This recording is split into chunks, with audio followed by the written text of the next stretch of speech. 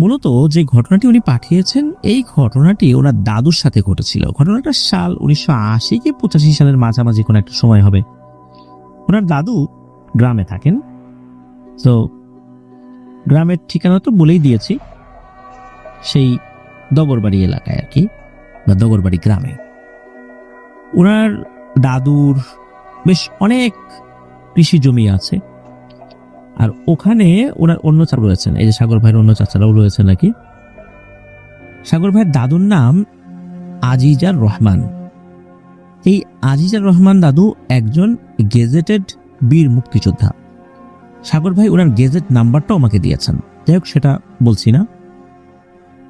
তো দাদুরা 7 ভাই, তার মধ্যে 5 ভাই কিন্তু মহান মুক্তিযুদ্ধে অংশ নিয়েছেন এবং 5 ভাই মুক্তিযোদ্ধা। দাদুর বাবার নাম ছিল এফাতুল আলাহ শাহ, আর দাদুর বাবা ছিলেন শাহ বংশের। তো শাহ বংশের হওয়ার কারণে দাদু তার বাবার কাছ থেকে বেশ ভালোই জমি পেয়েছিলেন। দাদু মুক্তিযুদ্ধের আগেই ইন্টারমিডিয়েটের বেশি লেখাপড়া করেছেন। তো পড়ালেখা, জমি জমা সব বিষয়ে দাদুর বেশ অভিজ্ঞতা রয়েছে। দাদু টুকটাক কবিরাজি এবং ঝাড়ফুঁকও করতেন, এখনো নাকি করেন। কারণ দাদু প্রায় 20 বছর বয়স থেকে 5 ওয়াক্ত নামাজ পড়েন। প্রতিদিন ফজরের নামাজ শেষ করে বাড়ির সবাইকে ডেকে তুলতেন। কাউকে ফজরের পর বিছানায় শুয়ে থাকতে দিতেন না। দাদু বলতেন একটা কথা, যে ভোরের হাওয়া লক্ষ টাকার দাওয়া। তার মানে ভোরের যেই বাতাস, এই বাতাসে লাখ টাকার ওষুধেরও যেই কাজ থেকেও বেশি কাজ হয়। তো এইভাবে সবাইকে ডেকে তোলার পর দাদু গ্রামে তার জমি জমা ঘুরে দেখতে যেতেন এবং সূর্য ওঠার আগে বাড়িতে এসে বাংলা তর্জমা সহ কোরআন শরীফ তেলাওয়াত করতেন। এটা দাদুর নিত্যদিনের কাজ। আর দাদু যখন যুবক ছিলেন তখন দেশের প্রয়োজনে উনি যুদ্ধে গিয়েছিলেন। তো দাদু সেই 20 বছর বয়স থেকে এই যে আমলগুলো করে আসছেন, এখন দাদুর বয়স প্রায় 100-র কাছাকাছি। এখনো যতই ঝড় বৃষ্টি যাই হোক, দাদু তার কোরআন পড়া কিন্তু ছাড়েননি। কোরআন সুন্নাহ এই বিষয়ে দাদু আল্লাহর রহমতে ভালোই জানাশোনা তার আছে এবং উনি রেগুলার ভালোই আমল করেন। দাদু ঝাড়ফুঁক কিছু শিখেছিলেন। দাদুর কিছু পালিত জিন রয়েছে যাদের মাধ্যমে দাদু টুকটাক কবিরাজি করতেন। এর মধ্যে একটি বিষয় না বললেই নয়, কেউ যদি জমি জমা অবৈধভাবে হাতিয়ে নিত বা অন্যায়ভাবে ভোগ করত, অসহায়ভাবে যদি কেউ দাদুর কাছে আসতো, দাদু তখন তার পালিত জিনদের মাধ্যমে ওই জমি সংক্রান্ত সকল খবরাখবর বের করতেন, যে ওই জমিটা কিভাবে দখল হয়েছে, কিভাবে উদ্ধার করা যায়, কোন ভাবে এগোলে ওই জমিটা মূল মালিক ফেরত পেতে পারেন এবং দখলদার থেকে উদ্ধার করা যায়। এইভাবে দাদু পরামর্শ দিতেন এবং বলতেন যে এই জমির এই কাগজপত্রগুলো তোমরা অমুক অমুক জায়গায় গেলে তুলতে পারবা। তো এই ধরনের খবরাখবরগুলো বের করে দিতেন। আর এভাবেই জমি জমা সংক্রান্ত অনেক ঝামেলা, অনেক অসহায় মানুষেরা জমি জমা হারিয়ে ফেলেছিলেন, এভাবে উনি ওনার জিনদেরকে দিয়ে তথ্য নিয়ে মানুষকে সহযোগিতা করতেন। আর এ সমস্ত করার কারণে দাদুর পিছনে কিন্তু অনেক শত্রু লেগেছিল। মানুষও যেমন শত্রু ছিল, মাঝে মাঝে কিছু জিন তাড়াতেন, জিনেরও শত্রু হয়েছে। দাদুর একটা অভ্যাস ছিল, সেটা হচ্ছে যে দাদুর কোনো কাজ থাক আর না থাক, প্রতিদিন ওনাদের পাশে একটা বাজার রয়েছে, বিন্নাকুড়ি বাজার বলে। এই বিন্নাকুড়ি বাজারে প্রায় 3 কিলোমিটার পথ পায়ে হেঁটে প্রতিদিন উনি যেতেন, কাজ থাক বা না থাক। তো উনি তো আসলে গল্প করতে খুব ভালোবাসতেন, অনেক মানুষের সাথে আড্ডা দিতে ভালোবাসতেন, কার কি সমস্যাগুলো শুনতেও ভালোবাসতেন। এই কারণে বাজারে গেলে অনেকের সাথে দেখা হবে, এই জন্য উনি যেতেন, চা খেতেন, আর রাত 8টা বাজার আগে আবার বাড়িতে চলে আসতেন। তো একদিন দাদুর সবার সাথে বা গল্প করতে করতে অনেক রাত হয়ে যায়। অনেক রাত বলতে রাত প্রায় 10টা বেজে যায়। এখনকার বাস্তবতায় রাত 10টা এমন কিছু মনে না হলেও 1980 সাল থেকে 85 সালের মধ্যে ওই গ্রামাঞ্চলে রাত 10টা মানে তো অনেক রাত। তো দাদু যখন বাড়ি ফিরলেন, তখন বাড়ি ফেরার পথে বাড়ি থেকে 1 কিলোমিটার বা তারও একটু বেশি হবে একটা শ্মশান পড়ে বাড়ি ফেরার পথে আর কি। তো শ্মশানটার একটু বর্ণনা দেই, যে প্রথমে কিছু বাড়ি, তারপর বিশাল একটা বাসা। বাঁশঝাড়ের পর রাস্তার বাম পাশে, রাস্তার নিচে একটা শ্মশান, আর শ্মশানের সাথে বহু বছর পুরনো পুকুর বা ডোবা, যেটাই আমরা বলি না কেন, এটা আছে। আবার এই শ্মশান পার হয়ে শ্মশানের সাথে, এই শ্মশানের শেষ মাথায় একটা ছোট্ট বাঁশঝাড়, আবার বাঁশঝাড় পার হয়ে একটু ফাঁকা, তারপর হিন্দু সম্প্রদায়ের মানুষজনের পুজোর স্থান রয়েছে একটা জায়গায়, একটা কালী মন্দির রয়েছে, আর একটা জায়গা রয়েছে ওটাকে বুড়ি ঠাকুরের থান বলে, যেটাকে সবাই বুড়ির বাজার নামেই চেনে। এই বুড়ির বাজারে শত শত বছরের পুরনো 6 থেকে 7টা বট গাছ আছে, লাল কাপড় দিয়ে বাঁধা, যা দিনের বেলা দেখতেও ভয়ঙ্কর লাগে। প্রতি বছর এই বুড়ির বাজারে মেলা বসে। আবার এই বুড়ির বাজার পার হয়ে বাঁশঝাড়, তারপর কিছু বাড়ি। তো আমরা বর্ণনাটা দিলাম, তো এইবার ঘটনায় আসি। তো দাদু যখন বাজার থেকে বাড়ি ফিরবেন, ফেরার পথে দুটো রাস্তা রয়েছে। একটা রাস্তা হলো গ্রামের মধ্য দিয়ে, আশেপাশে বাড়িঘর রয়েছে, আর একটা হলো এই শ্মশানের পাশ দিয়ে। শ্মশানের এই রাস্তাটা শর্টকাট। দাদুর বাজারে ওই দিন দেরি হয়ে যাওয়ার কারণে দাদু শর্টকাট রাস্তাতেই বেছে নিয়েছিলেন। দাদু বাজার থেকে আসার সময় বাজারের তখন তো মোটামুটি বাজারঘাট শেষই হয়ে গেছে, বড় সাইজের একটা পাঙাশ মাছ তখন বিক্রি হয়নি। দাদু তখন ওই পাঙাশ মাছটা কেনেন। আসলে সাইজটা অনেক বড় ছিল। তো দাদুর এই শ্মশানের রাস্তা দিয়ে এদিক দিয়ে আসা শুরু করেন। যখন দাদু শ্মশানের কাছে ওই বাঁশঝাড়টার ওখানে আসেন, তখনই একটা ভয়ঙ্কর ঘটনা ঘটে। হঠাৎ করে ওই বাঁশঝাড়টা অস্বাভাবিকভাবে দুলতে শুরু করে, মনে হয় কেউ যেন হাত দিয়ে বাঁশগুলি খুব জোরে জোরে ঝাঁকাচ্ছে। দাদু তো বিষয়টা বুঝতে পারে, নিশ্চয়ই কোনো শয়তান বা বজ্জিন পিছনে লেগেছে। তখন দাদুর সাথে সাথে দোয়া কালাম পরে শরীর বন্ধ করেন এবং সামনে চলতে থাকেন। বাঁশঝাড়ের মাঝখানে কোনো সমস্যা না হলেও যখন দাদু বাঁশঝাড়ের শেষ মাথায় আসেন, তখন পেছনে বাঁশঝাড়ে মনে হচ্ছে তুফান উঠে গেছে, ভয়ঙ্কর ভাবে ঘন্টা তার দিকে ধেয়ে আসছে। কিন্তু বাঁশঝাড় ছাড়া বাকি সবকিছু স্বাভাবিকই মনে হচ্ছিল। দাদু পিছনে না তাকিয়ে দোয়া দুরুদ পড়তে থাকেন এবং সামনে হাঁটতে থাকেন। এভাবে দাদু বাঁশঝাড় পার হয়ে যখন শ্মশানের কাছে আসেন এবং শ্মশানের নিচে যে খাল রয়েছে, যে খালটার কথা একটু আগে বলেছি, তো ওই খালের দিক দিয়ে যাচ্ছেন, হঠাৎ করে দাদুর কাছে মনে হলো যে খালের পানিতে কেউ যদি গোসল করে, পানিতে যেরকম শব্দ হয় মনে হচ্ছে ওইভাবে শব্দ হচ্ছে, মনে হচ্ছে কেউ গোসল করছে আর কি। দাদু কিন্তু বুঝতে পারেন যেটা স্বাভাবিক কিছু না, কারণ দিনের বেলাতেও এই খালে কোনো মানুষ গোসল করতে নামে না, আর এই রাতে কেউ এই শ্মশানের খালে গোসল করতে নামবে, এটা তো চিন্তাও কঠিন। দাদু তখন বলে ওঠেন, আমাকে ভয় দেখায় লাভ নাই রে, তোর মতো দুষ্টু জিনকে আমার বন্দি করতে সময় লাগবে না। তখন আবার ওই শ্মশানের নিচ থেকেই, ওই পানির ভেতর থেকে কেউ একজন কথা বলে ওঠে, আদিজার এত বড় মাছ একাই খাবি? আমাকেও দে, আমিও খাই, দে দে মাছ দে, অতদিন এত বড় মাছ খাই না। যদি মাছ না দিস, আজ তোকে কিন্তু আমি জীবিত যেতে দেব না, তোর সাথে অনেক হিসাব নিকাশ বাকি আছে। দাদু একথা শুনে ভয় না পেয়ে হেসে দিয়ে বলেন, আয়, পারলে আমার কাছ থেকে মাছ নিয়ে দেখাতো, আমার কাছ থেকে মাছ নিয়ে খাওয়া এত সোজা? এই কথা শোনার পর হঠাৎ করে একটা শব্দ হলো। শব্দটা এমন ছিল, মনে হচ্ছে পানি থেকে কেউ উপরের দিকে লাফ দিলে এক ধরনের শব্দ হয়। আসলে পানির ভেতরে লাফ দিলে এক ধরনের শব্দ হয় যখন উপর থেকে পানির ভেতরে পড়ে, আর পানির থেকে কোনো জিনিস যদি উপর দিকে চলে আসে অন্য ধরনের একটা শব্দ হয়। মনে হলো ওইরকম একটা শব্দ, মনে হচ্ছে পানি থেকে কেউ লাফ দিয়ে উপর দিকে উঠে গেল। আর উপর দিকে উঠেই দাদুর সরাসরি সামনে এসে দাঁড়ালো খুব ভয়ঙ্কর একটা অবয়ব, একদম কুচকুচে কালো। চাঁদের আলো থাকলেও ওই জিনিসটার চেহারা খুব যে স্পষ্ট বোঝা যাচ্ছে তা কিন্তু না।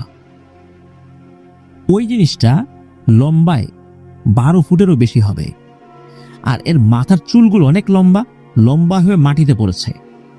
আর মুখ বলতে তেমন কিছুই নাই, চোখও বোঝা যাচ্ছে না, মনে হচ্ছে একদম ছোট ছোট কিছু চোখের মতো বলতে দুটো চোখ, একদম ছোট ছোট চোখ, যে অনেক বড় জল জল করছে বিষয়টা এরকম না, কিন্তু চোখ ছোট ছোট কিন্তু জল জল করছে। আর তার মুখটা আসলে বোঝা যাচ্ছে না, মনে হচ্ছে মুখের বড় একটা অংশ দিয়ে লম্বা একটা জিহবা নেমে এসেছে। ওই জিহবাটা সাপের লেজের মতো নড়াচড়া করছে, লক লক করছে। আর ওই জিনিসটার শরীর থেকে বেশ বিশ্রী রকমের দুর্গন্ধ আসছিল। তো দাদু ওই অবস্থা দেখে যতই সাহসী হন না কেন একটু ভয় পেয়েছেন।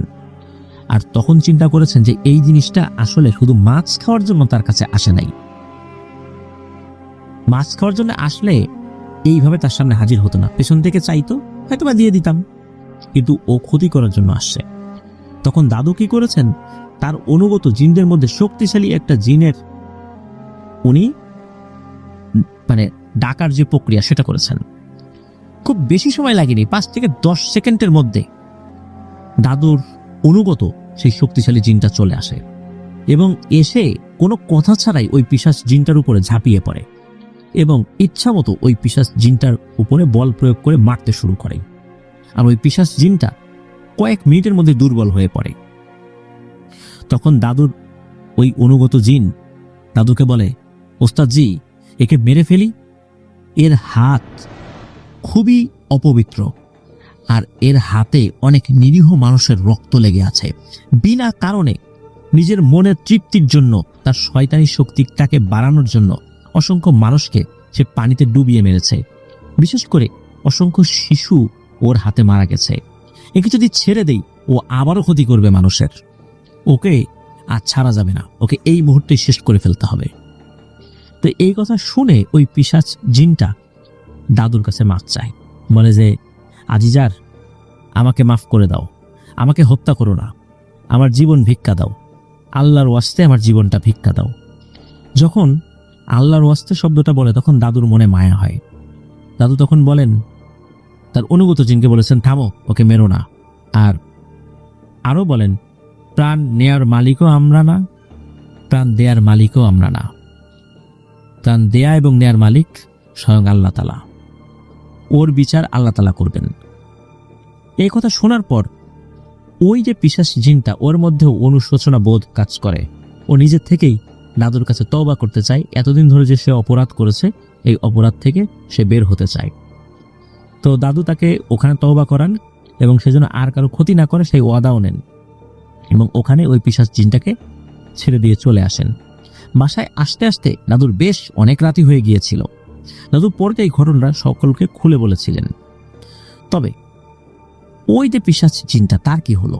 পরবর্তীতে জানা যায় যে ওই পথে অনেকেই কিন্তু তার আক্রমণের শিকার হয়েছিল, কিন্তু পরবর্তীতে ওই পিশাচ জিনটার আক্রমণের শিকার আর কেউ কখনো হয়েছে এমনটা শোনা যায়নি। হয়তোবা ও তওবা করেছিল, ওয়াদা করেছিল, যার কারণে সে এই পথ থেকে বেরিয়ে এসে ভালো কাজ শুরু করেছিল। তো এভাবেই এক নিষ্ঠুর জিনকে, যার হাতে অসংখ্য শিশু মারা গিয়েছিল, তার হাত রঞ্জিত হয়েছিল অসংখ্য নিরীহ মানুষের রক্তে, তাকে দাদু ক্ষমা করে দিয়েছিলেন। নিষ্ঠুর জিনকে ক্ষমা করে দেওয়ার এক অনন্য নজির দাদু স্থাপন করেছিলেন। আর সেই জিনটাও দাদুর কথার অবাধ্য হয়নি, সেও আর কখন মানুষকে ক্ষতি করেনি। এভাবেই একটা ক্ষমাসুলভ আচরণ দিয়ে দাদু একটি জিনকে সৎ পথে এনেছিলেন। এটি ছিল ঘটনা। দাদু এখনো জীবিত আছেন, ভালো আছেন। আমরা যদিও বলেছিলাম ঘটনার শুরুতে যে যুবক বয়স উনি যুদ্ধে গেছেন। আসলে যুদ্ধের সময় ওনার বয়স 40-এরও বেশি ছিল। যুবক আসলে গ্রামের মানুষ অর্থে 40-45 বছর বয়সেও ওই সময় মানুষ আসলে যুবকের মতোই থাকতো।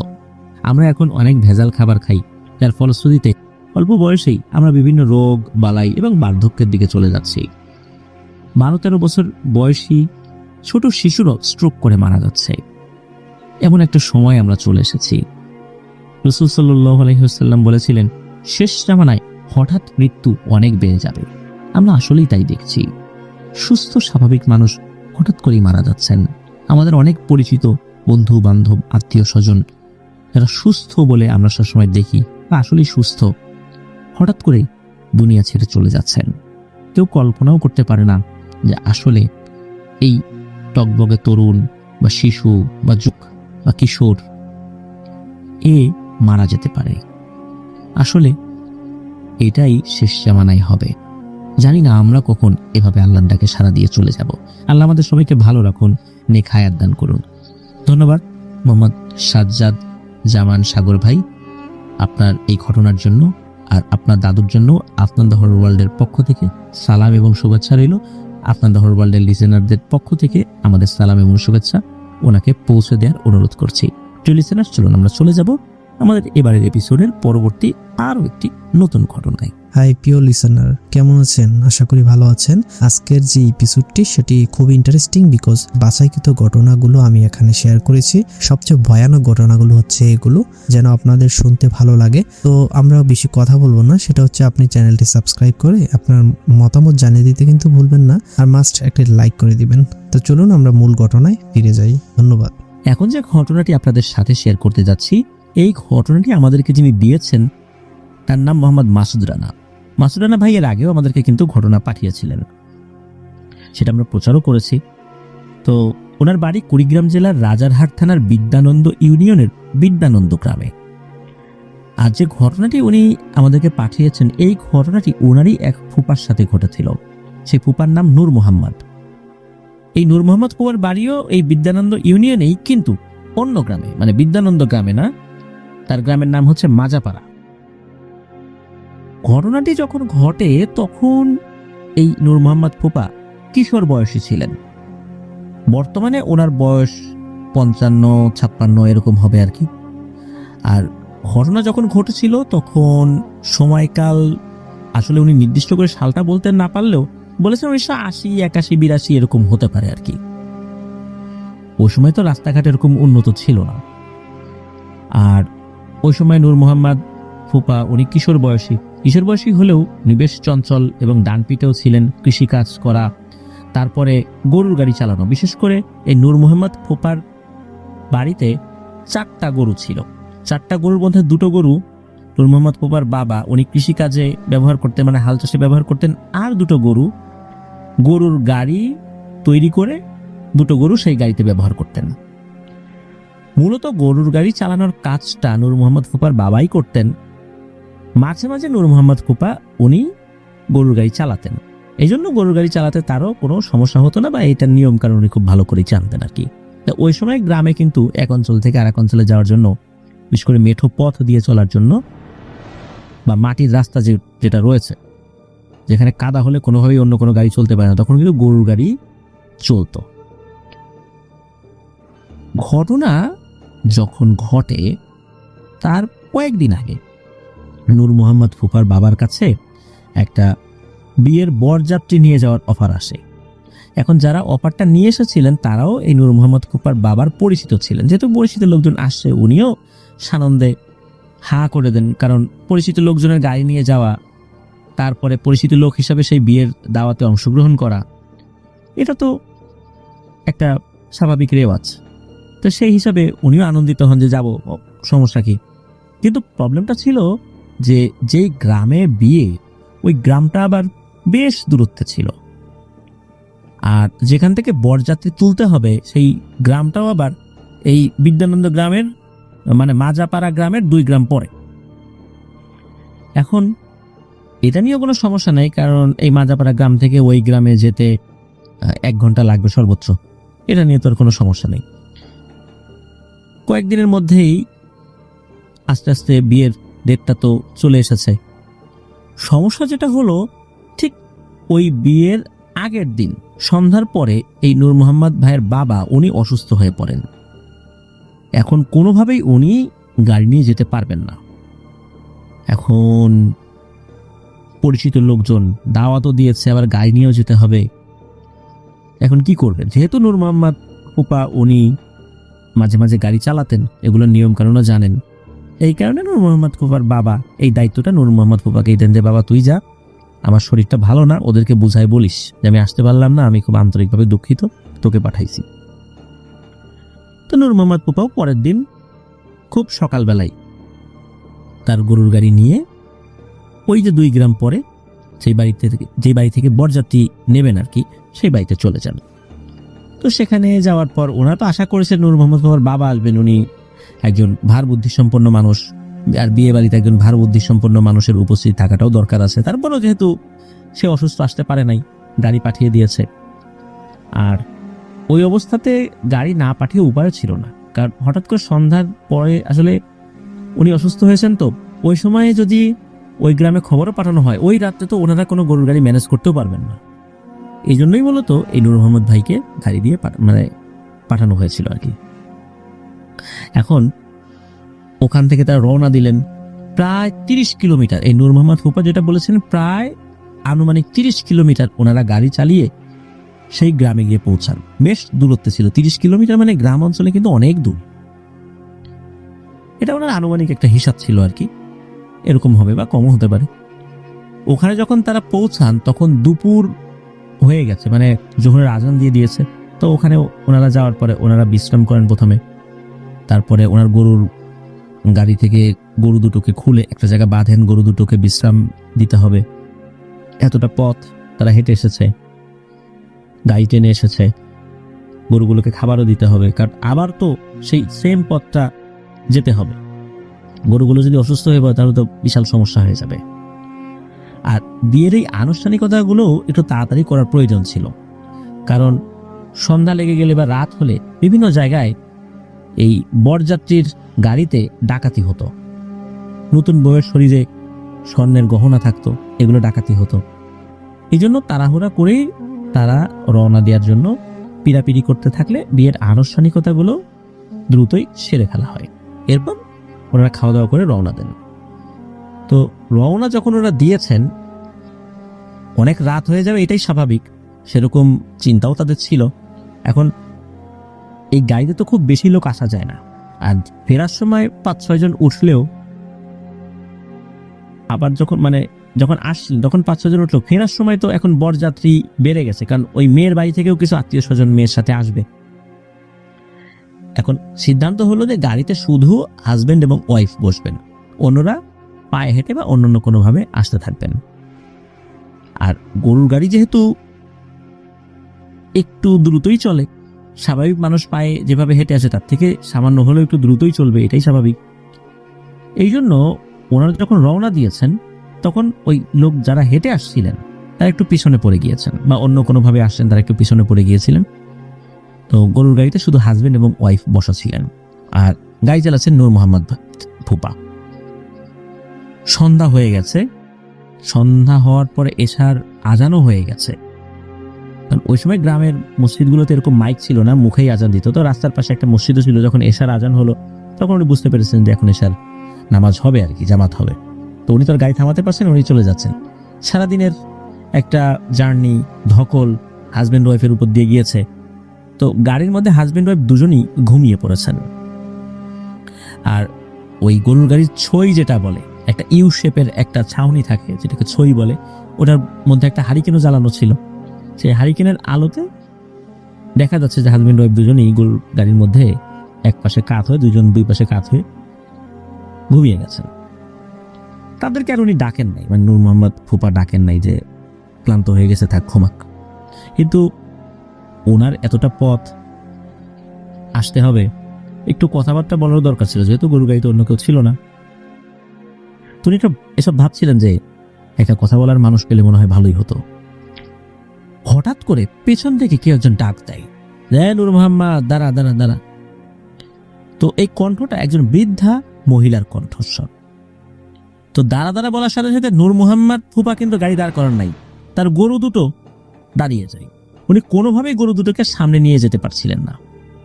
এখন পেছন থেকে ডাকছে, নূর মোহাম্মদ শোন শোন শোন, এদিকে এদিকে। এখন নূর মোহাম্মদ ফুপা উনি গরুর গাড়ি থেকে নামেন নাই। উনি ওনার শরীরটাকে একটু বাঁকা করে পেছন দিকে তাকিয়ে দেখেন যে আসলে কে ডাকছে। উনি দেখতে পান রাস্তার পাশে একজন বৃদ্ধা মহিলা দাঁড়িয়ে আছে। চেহারাটা ওই রকম অস্বাভাবিক না, স্বাভাবিকভাবে একটা বৃদ্ধা মানুষের যেরকম চেহারা হয়, একটু বয়স্ক মানুষের ওই রকম, একটু কুঁজো হয়ে গেছে, আর শরীরের কাপড়গুলো বেশ মলিন। নূর মোহাম্মদ ফুপাকে বলছে, নূর মোহাম্মদ, আমার হাঁটতে চলতে খুব অসুবিধা হয়, আমাকে গাড়িতে উঠা, আমাকে একটু নিয়ে চল, আমার খুব সমস্যা হচ্ছে। নূর মোহাম্মদ ফুপা কিন্তু তার বাবার কাছ থেকে শুনেছিলেন যে জামাই বউ নিয়ে যদি রাতের বেলা গাড়ি চলে, মানে গরুর গাড়ি চলে বা ঘোড়ার গাড়িও চলে, কোনোভাবেই অন্য কোনো অপরিচিত ব্যক্তিকে এইভাবে রাতের বেলা কাউকে গাড়িতে উঠানো যাবে না। আর যদি কোনোভাবে একবার উঠে যেতে পারে তাহলে ভয়ঙ্কর বিপদ হবে। এখন নূর মোহাম্মদ ফুপা উনি কিন্তু কিছুটা বুঝতে পেরেছেন যেটা তো স্বাভাবিক কিছু না। ওনার বয়স কম হলেও ওনার বাবার কাছ থেকে যেই পরামর্শ উনি পেয়েছিলেন সেই অনুযায়ী উনি চিন্তা করেন এটা স্বাভাবিক কিছু না। কারণ হচ্ছে হঠাৎ করে তার গরু দুটোই বা কেন থেমে গেল, এই চিন্তা উনি করছিলেন। উনি যখন কোনোভাবেই গরু দুটোকে সামনে নিয়ে যেতে পারছিলেন না, তখন একটা কাজ করেন উনি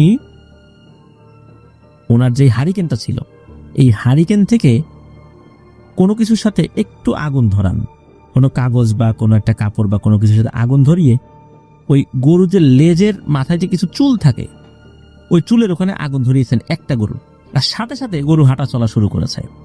পেছন থেকে কিন্তু ওই বৃদ্ধা মহিলা ডাকছে, নূর মোহাম্মদ আমায় নিয়ে যা নিয়ে যা। কিন্তু নূর মোহাম্মদ ফুপা ওই দিকে কর্ণপাত করেন নাই। নূর মোহাম্মদ ফুপা সামনে এগিয়ে যাচ্ছেন। এদিকে হাজবেন্ড ওয়াইফ দুজন ঘুমিয়ে আছে, তাদেরকে উনি ডাকেন নাই, তারা কিন্তু কিছু শুনছে না। এভাবে 15-20 মিনিট এগিয়ে যাওয়ার পর আবার আর একটা ঘটনা ঘটে। এবার আর পেছন থেকে না, হঠাৎ করে সামনে চলে আসে ওই বৃদ্ধা মহিলাটি। হঠাৎ করে এরকম সামনে চলে আসায় নূর মোহাম্মদ ফুপা বেশ ভয় পেয়ে যান যে কি ব্যাপার, হঠাৎ করে সামনে চলে আসলো, একটু আগে পেছন থেকে ডাকলো, এখন সামনে চলে আসলো। আর সামনে চলে আসার সাথে সাথে তার গরু দুটিও থেমে যায়। গরু দুটো খুব ভয় পেতে থাকে। তখন ওই বৃদ্ধা মহিলাটা বলতে থাকে, নূর মোহাম্মদ আমায় নিয়ে চল, আমার চলতে খুব অসুবিধা হচ্ছে, আমি অসহায়, আমাকে নিয়ে চল, আমাকে গাড়িতে উঠা। কিন্তু নূর মোহাম্মদ ফুপা বলেন যে তাড়াতাড়ি সামনে থেকে সরো, তোমাকে নেওয়া যাবে না, যাও ভাগো। কিন্তু ওই মহিলা সরে না। আর এদিকে এই নূর মোহাম্মদ ফুপা উনি ওনার গরু দুটোকেও সামনে এগিয়ে নিয়ে যাওয়ার চেষ্টা করছেন, কিন্তু গরু দুটো সামনে লাগায় না। এরপর উনি কি করেছেন যে আর একটা যে গরু, আগে তো একটা গরুর লেজের আগায় যে চুল থাকে ওখানে আগুন ধরিয়েছিলেন, যখন চলা শুরু করেছে উনি আবার ফু দিয়ে সেই আগুনটা নিভিয়েও দিয়েছিলেন। এইবার অন্য যে গরুটা, যেটাতে উনি আগুন লাগান নাই আর কি, যেটার লেজের মাথায় আগুন লাগান নাই, সেটাতেও একই প্রক্রিয়ায় যখন আগুন লাগানো শুরু করেছেন এবং লেগেও যায়, তখন ওই গরুটা চলা শুরু করে। চলা শুরু করার পর হঠাৎ করে চোখের সামনে থেকে ওই বৃদ্ধা মহিলাটা ভ্যানিশ হয়ে যায়। এদিকে কিন্তু হাজবেন্ড ওয়াইফ কিছুই বুঝতে পারতেছে না যে কি হচ্ছে, কারণ ওনারা তো ঘুমাচ্ছেন ওই ছয়ের মধ্যে। এইভাবে 10 মিনিট চলার পর হঠাৎ করে ওই নূর মোহাম্মদ ফুপা দেখেন যে এবার বৃদ্ধা মহিলাটি সামনেও না পেছনেও না, একদম রাস্তা বরাবর শুয়ে আছে এবং শুয়ে বলছে, নূর মোহাম্মদ তোর গাড়িটা আমাকে তোল। তো এবার এই নূর মোহাম্মদ ফুপা কি করেছেন, উনি তো বুঝতে পেরেছেন যে তার গরু তো দাঁড়িয়ে গেছে, আবারও সামনে আগাবে না। এদিকে 2বার আগুন লাগানোর পরে উনি আবার যখন গরু চলা শুরু করছে, উনি আবার ফু দিয়ে লেজের আগুনটা নিভিয়ে দিয়েছিলেন। এবার উনি কি করেছেন, আবারও বুদ্ধি করে, কারণ ওই লেজের আগায় যে চুলগুলো থাকে ওগুলো তো পুরোপুরি আর পুড়ে যায় নাই তখন, কারণ উনি নিভিয়ে দিয়েছিলেন একটু পরেই। উনি এবার দুটো গরুর লেজেই আবার আগুন ধরিয়ে দেন। এবার গরু দুটো দ্রুত চলতে থাকে। আর ওই যে সামনে যে বৃদ্ধা মহিলা শুয়ে আছে, এবার গরু দুটো ওই বৃদ্ধা মহিলার শরীরের উপর দিয়ে চলে যায়। আর যখন গরুর গাড়ির চাকা ওই বৃদ্ধা মহিলার শরীরের উপর ওঠে, তখন কোনো গাড়ি যদি বা গরুর গাড়ি যদি কোনো উঁচু জায়গায় উঠে আবার নেমে যায়, যেভাবে গাড়িটা একটু ঝাঁকুনি লাগে, ঠিক ওই রকম মনে হয়। আর যখনই গাড়িটা এভাবে পার হয়ে চলে গেছে, এরপরই ওই বৃদ্ধা মহিলাটা পিছন থেকে চিৎকার করে বলে উঠছে, নূর মোহাম্মদ তা কাজটা তুই ঠিক করলি না, তুই এইভাবে আমার শরীরের উপর দিয়ে গাড়ি উঠাই নিতে পারলি, আমার শরীরের কত ক্ষতি হইল, আমার বয়স হয়ে গেছে কত, তুই আমাকে নিবি না, কিন্তু গায়ের উপর দিয়ে গাড়ি কেন উঠাইলি, কাজটা কিন্তু ভালো করলি না। তো নূর মোহাম্মদ ফুপা এটা নিয়ে আর কিছু ভাবেন নাই। তবে এরপরে উনি ওই হাজবেন্ড ওয়াইফকে ডাক দিয়েছিলেন যে আপনারা একটু ওঠেন। তাদেরকে আর বলেন নাই যে কি সমস্যা, তাহলে তো ভয় পেতে পারেন, নতুন বউ হঠাৎ করে এই কথা শুনে তো আবার ভয় পেতে পারেন, এই জন্য কিছু বলেন নাই। তো তাদেরকে ডাক দিয়েছেন এবং ওই হাজবেন্ড যিনি ছিলেন আর কি, তার সাথে কথা বলা শুরু করেছেন। তো এভাবেই বাকিটা পথ কোনো ধরনের কোনো সমস্যা ছাড়াই চলে আসেন।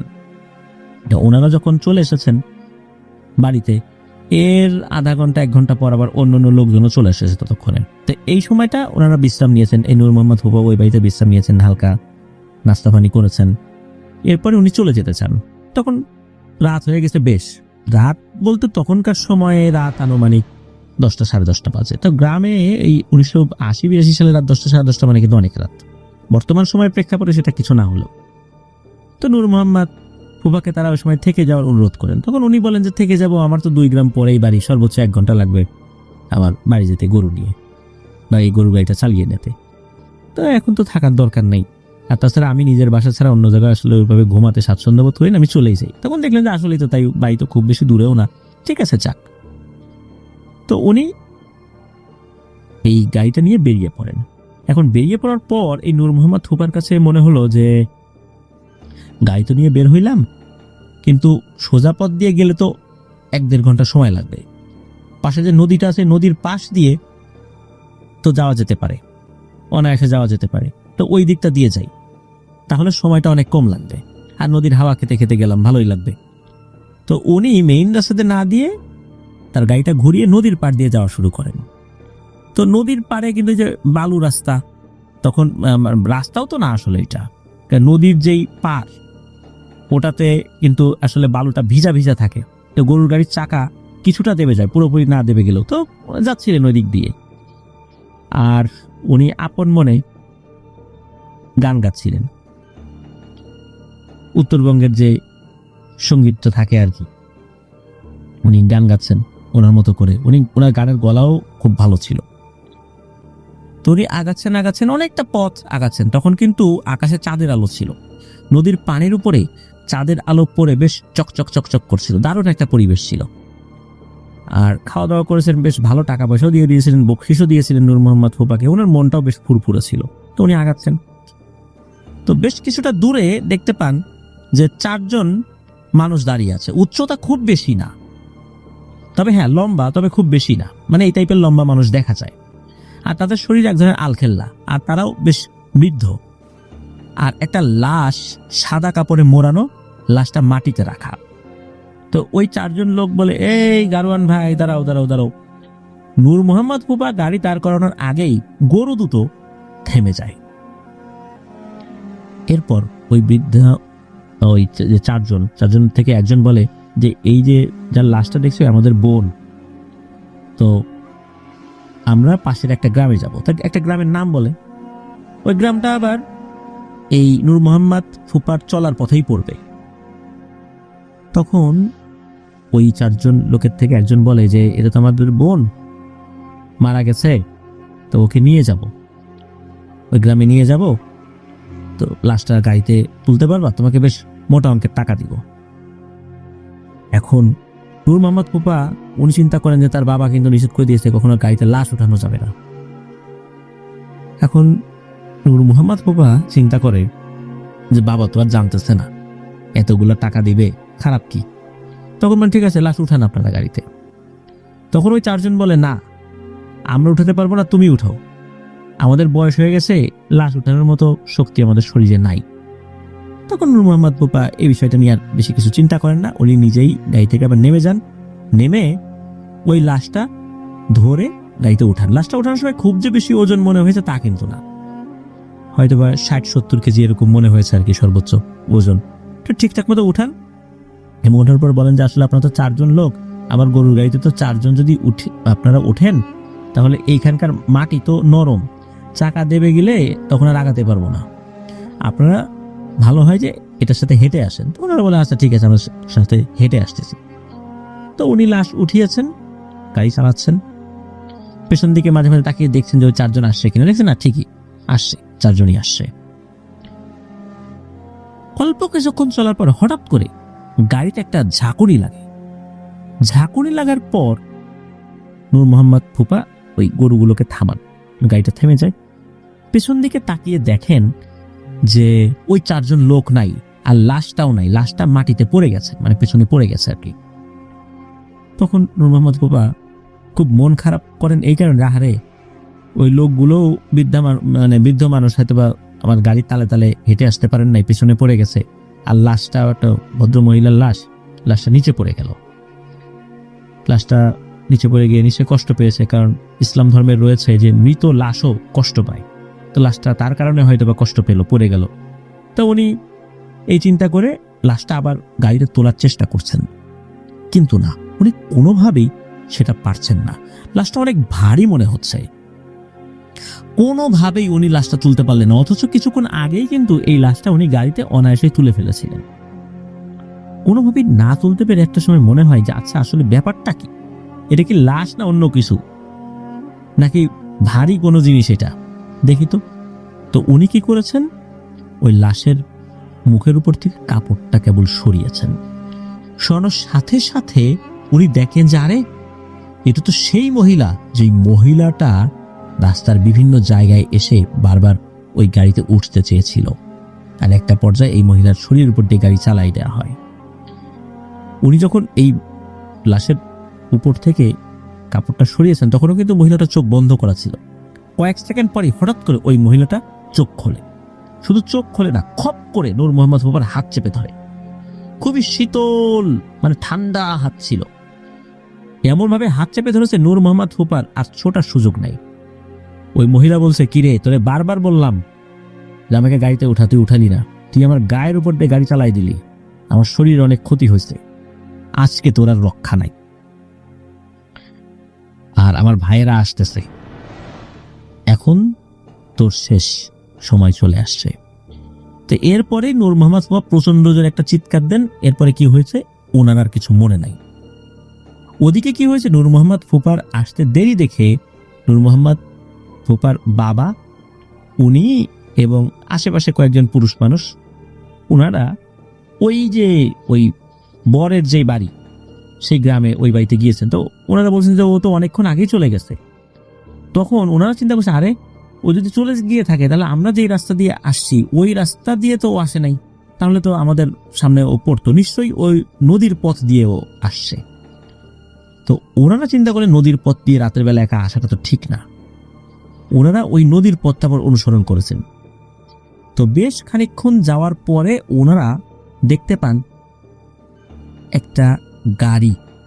দূর থেকে বোঝা যাচ্ছে তাদের হয়তো এটা গরুর গাড়ি, কিন্তু গরুর কোনো উপস্থিতি বোঝা যাচ্ছে না। তবে মনে হচ্ছে ওখানে কোনো কিছু ছিল, কোনো কিছু নড়াচড়া করছে। তবে ওনারা কাছে গিয়ে তার কোনো অস্তিত্ব দেখতে পান নাই। তবে যেটা দেখেন সেটা খুব ভয়ানক একটা ব্যাপার ছিল। সেটা হলো দুটো গরুর একটা একদমই নাই, আর আরেকটা গরুর অর্ধেক খাওয়া। আর নূর মোহাম্মদ ফুপা উনি একটা পাশে অজ্ঞান হয়ে পড়ে আছেন। তখন উপস্থিত লোকজন নূর মোহাম্মদ ফুপাকে ধরে বাড়িতে নিয়ে আসেন। আর ওই অর্ধেক খাওয়া গরু, ওটা তো আসলে ওই সময় নিয়ে আসা সম্ভব না। আর গরুর গাড়িটা অন্য কয়েকজন মিলে ঠেলতে ঠেলতে নিয়ে চলে আসেন আর কি। তো নূর মোহাম্মদ ফুপার যখন জ্ঞান ফিরেছে, তখন উনি দেখতে পান যে উনি ওনার বাড়িতে শুয়ে আছেন। তখন তাকে জিজ্ঞেস করা হয়েছিল যে ব্যাপারটা কি, কি হয়েছিল ওখানে, সে অজ্ঞান হয়ে গিয়েছিল কিনা বা কি কারণে হয়েছিল। তখন নূর মোহাম্মদ ফুপা এই বিষয়টা বিস্তারিতভাবে বলেন। এরপরে তারাও বলেন যে কিভাবে তারা তাকে উদ্ধার করেছে। পরবর্তীতে একজন ভালো হুজুরকে ডেকে নিয়ে আসা হয়। হুজুর ওই জিনটাকে, ওই মহিলা জিনটাকে হাজির করেছিলেন। হাজির করার পর ওই মহিলা জিনটা বলে যে সে হচ্ছে ডাকিনী পরী। রাতের বেলা বিশেষ করে কোনো হাজবেন্ড ওয়াইফ যদি কোনো গাড়িতে থাকে, ওই গাড়িতে তারা ওঠার চেষ্টা করে। যদি একবার উঠতে পারে তাহলে ওই মহিলার সে ক্ষতি করে, এবং এরকম ক্ষতি করলে ওরা খুব শক্তিশালী হয়। কিন্তু তারা চাইলেই কোনো গাড়িতে উঠতে পারে না যতক্ষণ না পর্যন্ত গাড়ির যেই চালক, মানে গাড়োয়ান, সে অনুমতি দেয়। সে অনুমতি দিলে উঠতে পারে, এছাড়া তাদের ওই গাড়িতে ওঠার কোনো শক্তি নাই। বারবার ওঠার চেষ্টা করলেও যখন সে উঠতে পারছিল না, তখন সে সামনে শুয়ে পড়ে যে যেভাবেই হোক এই নূর মোহাম্মদ ফুপা যেন অনুমতি দেয়। কিন্তু নূর মোহাম্মদ ফুপা কি করেছেন, তার উপর দিয়ে গাড়ি চালিয়ে দিয়েছেন। এর কারণে তার শরীরে আঘাত লেগেছে। আর ওই ডাকিনী পরীর 4 ভাই ছিল। তারা কি করেছে, এরকম একটা মায়াজাল সৃষ্টি করেছে নদীর পাড়ে। সারা পথ তারা আর সামনে আসে নাই, অপেক্ষা ছিল কখন এই নূর মোহাম্মদ ফুপা একা একা আসবেন। তুমি যখন নদীর পাড় দিয়ে আসছেন তখন সুযোগটা আরো ভালোভাবে তারা পান। তখন ওই 4 ভাই তার বোনকে লাশ সাজিয়ে ওখানে অপেক্ষা করছিলেন। আর ওনারা চাইলেই কিন্তু ওই লাশটাকে গাড়িতে তুলে দিতে পারতেন না, কারণ ওই গাড়ি চালক নিজে নেমে যদি ওই লাশটা উঠাতেন তাহলেই নাকি শুধু সে ওই গাড়িতে উঠতে পারত। আর এভাবেই ওই গাড়ির উপর সে উঠে বসে। আর এরপর ওই মহিলাটি চেয়েছিল যে নূর মোহাম্মদ ফুপাকেও খেয়ে ফেলতে। মূলত ওই যে দুটা গরু, একটা গরু খেয়ে ফেলছিল, আর একটা গরু যখন অর্ধেক খাওয়া হয়েছে তখন ওর লোকজন আসা শুরু করেছে। এরপরে নূর মোহাম্মদ ফুপাকেও খেয়ে ফেলত। এরা এক ধরনের ভয়ঙ্কর আদমখোর জিনও বটে। লোকজন চলে আসার কারণে তারা আসলে ওই কাজটা করতে পারে নাই। তখন ওই যে হুজুর বলেন যে তাই হোক, তুমি তো আসলে একটা গরু তো খেয়েই ফেলছো, তোমরা আর একটা গরু অর্ধেক খেয়ে ফেলছো, এখন আর এই ছেলেটাকে কোনো ক্ষতি করো না। এখন ওই জিনটা আর কোনোভাবে মানে না, কোনোভাবেই যেতে চায় না। যাই হোক, অনেক কষ্টে একটা সময় সে মানে, সে চলেও যায়। পরবর্তীতে ওরকম কোনো সমস্যা আর নূর মোহাম্মদ ফুপার সাথে হয়নি। নূর মোহাম্মদ ফুপা এখনো আছেন, ভালো আছেন, জীবিত আছেন, সুস্থ আছেন। তো এটি ছিল ঘটনা। আসলেই প্রিয় লিসেনার্স, আপনারা একবার খেয়াল করুন যে কিছু কিছু ক্ষেত্রে জিনেরা চাইলেও অনেক ক্ষতি করতে পারে না, যদি না আমরা সুযোগ করে দেই। যদি ভুল করেও নূর মোহাম্মদ ফুপা অনুমতি দিয়ে দিতেন, তাহলে ওই বৃদ্ধা মহিলাটি মানুষের বেশে ওই গাড়ির ভিতরে উঠে ওই যে নতুন বউ, তার ভয়ঙ্কর ক্ষতি করত। আল্লাহ আমাদেরকে হেফাজত করুন এই ধরনের বিপদ আপদ থেকে। প্রিয় লিসেনার্স, এমন ঘটনা যদি আপনাদের আরো জানা থাকে, আমাদেরকে কিন্তু ইমেল করে পাঠাতে পারেন। আর ইমেল অ্যাড্রেসটা তো সবাই জানেন, apnantheholeworld@gmail.com লিখে বা রেকর্ড করে আমাদেরকে ঘটনা পাঠিয়ে দিতে পারবেন। প্রিয় লিসেনার্স, চলুন আমরা চলে যাব আমাদের এবারের এপিসোডের পরবর্তী আরো একটি নতুন ঘটনায়। এখন যে ঘটনাটি আপনাদের সাথে শেয়ার করতে যাচ্ছি, এই ঘটনাটি আমাদেরকে যিনি পাঠিয়েছেন তার নাম সোহান। ওনার বাড়ি নরসিংদী জেলার সদর উপজেলার চিনিশপুর গ্রামে। তো ঘটনাটি মূলত ওনার দাদার সাথে ঘটেছিল। প্রথম ঘটনাটিও আমরা যেটা পেয়েছিলাম সাগর ভাইয়ের কাছ থেকে, সেই ঘটনাটিও ওনার দাদার সাথে ঘটেছিল। এবারের ঘটনাটিও কিন্তু সোহান ভাইয়ের দাদার সাথে ঘটে যাওয়া ঘটনা। ঘটনাটির সময় 1965 থেকে 68 সাল এর মধ্যবর্তী সময় হবে আর কি। তো সোহান ভাইয়ের দাদার নাম হচ্ছে জসিম। উনি খুব সাহসী একজন সৎ মানুষ ছিলেন। সাহসী বলতে আসলে আমরা যতটা সাহসী মনে করি তার থেকেও নাকি বেশি সাহসী ছিলেন। পাশাপাশি উনি শক্তিশালীও ছিলেন বেশ। ওনার পরিবারের সদস্য ছিলেন 6 জন। ওনার 3 ছেলে, 2 মেয়ে আর ওনার ওয়াইফ। উনি মূলত মাছ ধরতেন। আর উনি মাছ ধরতেন ওনাদেরই বাড়ির কাছে একটা নদীতে। সেই নদীটার নাম হচ্ছে হাড়িধোয়া নদী।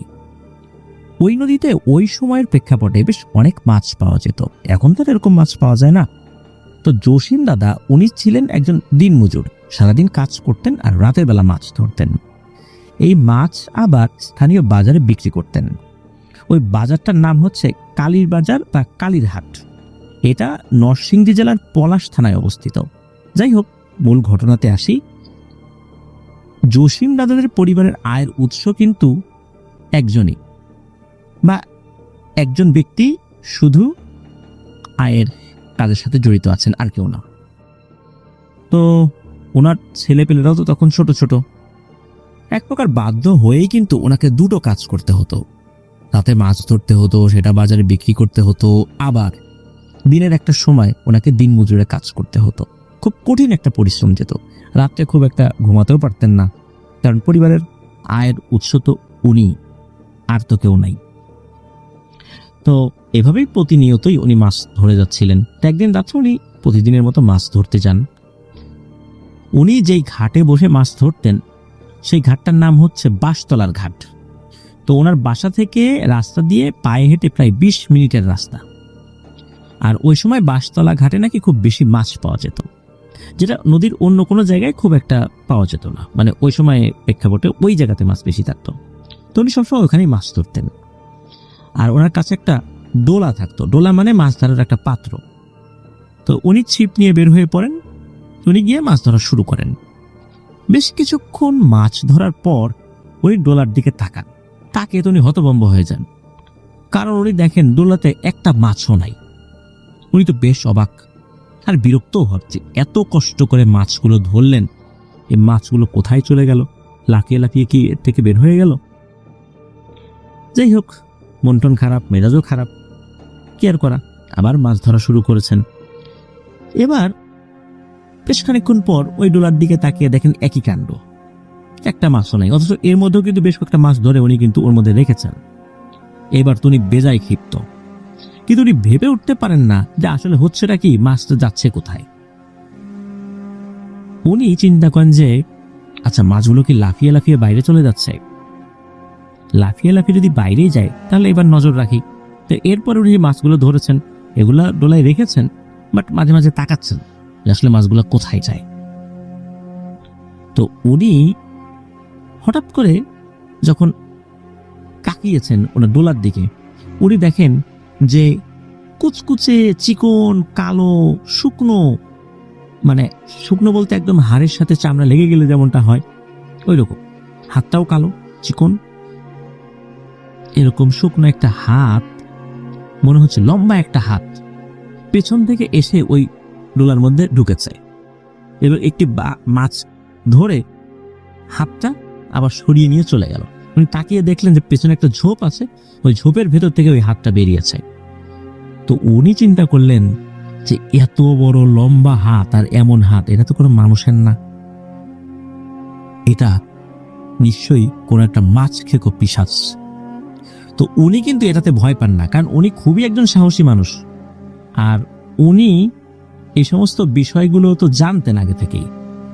তো উনি আবার অপেক্ষায় আছেন যে কখন ওই জিনিসটা আবার এই ডোলায় হাত ঢুকাবে, কারণ ডোলায় তখনও কিন্তু আরো কয়েকটা মাছ ছিল।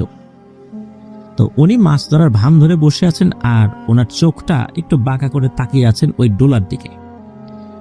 অল্প সময়ের মধ্যেই আবারও ওই হাতটা যখন এসে যখনই ডোলায় ঢুকেছে, তখন ওই জসিম দাদা খপ করে ওই হাতটা ধরে ফেলেছেন এবং হাত ধরে ওনার দিকে মেরেছেন এক হ্যাচকা টান।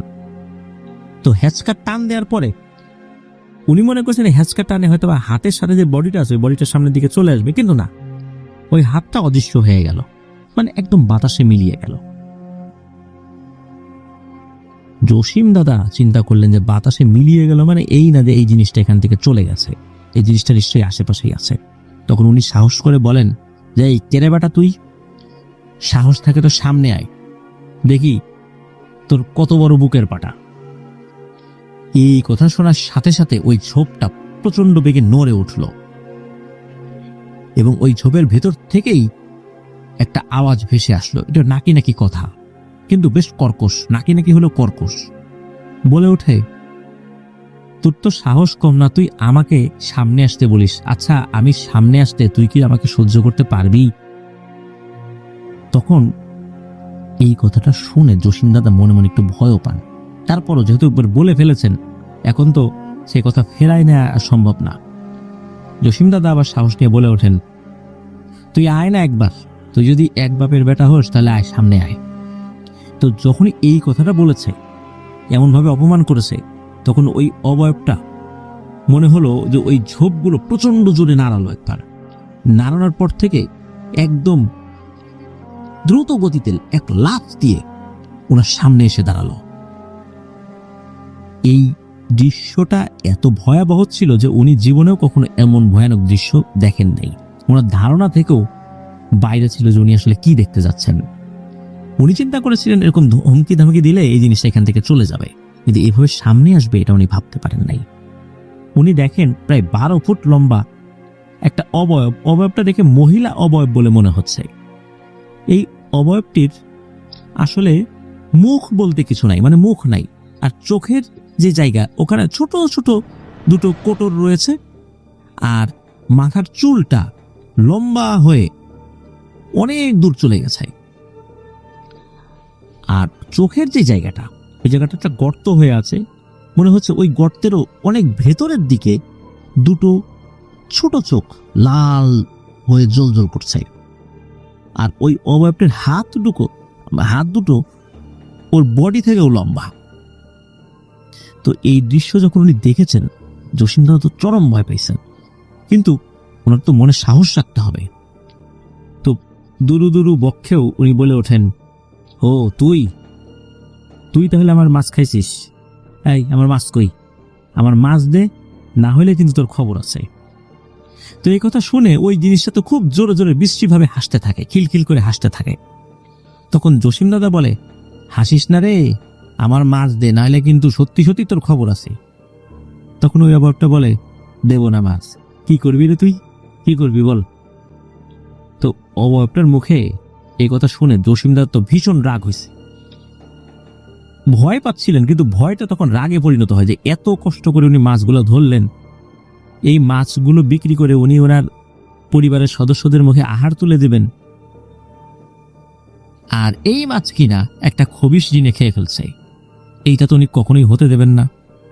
তখন উনি বলে ওঠেন, তবে রে দাঁড়া, দেখি তোর কত শক্তি। এই বলে জসিমদাদা কি করছেন, নিজেই ওই অবয়বটার উপর ঝাঁপিয়ে পড়েছেন এবং ওই অবয়বটার সাথে ওনার ধস্তাধস্তিও হয়। যেহেতু অবয়বটা খুব শক্তিশালী ছিল, কিন্তু শক্তিশালী হলেও উনিও কিন্তু কম শক্তিশালী ছিলেন না। অনেকক্ষণ ধরে মারামারি চলে। একটা পর্যায়ে ওই অবয়বটাকে উনি ধরে ফেলেন এবং এমনভাবে ধরেছেন, হাত পা এমনভাবে ধরেছেন যে কোনোভাবেই ওই অবয়বটার বেরোতে পারছে না। তখন ও অবয়বটা বলছে, আরে ছাড় ছাড় ছাড়, দিচ্ছি তো, সব মাছ ফিরিয়ে দিচ্ছি।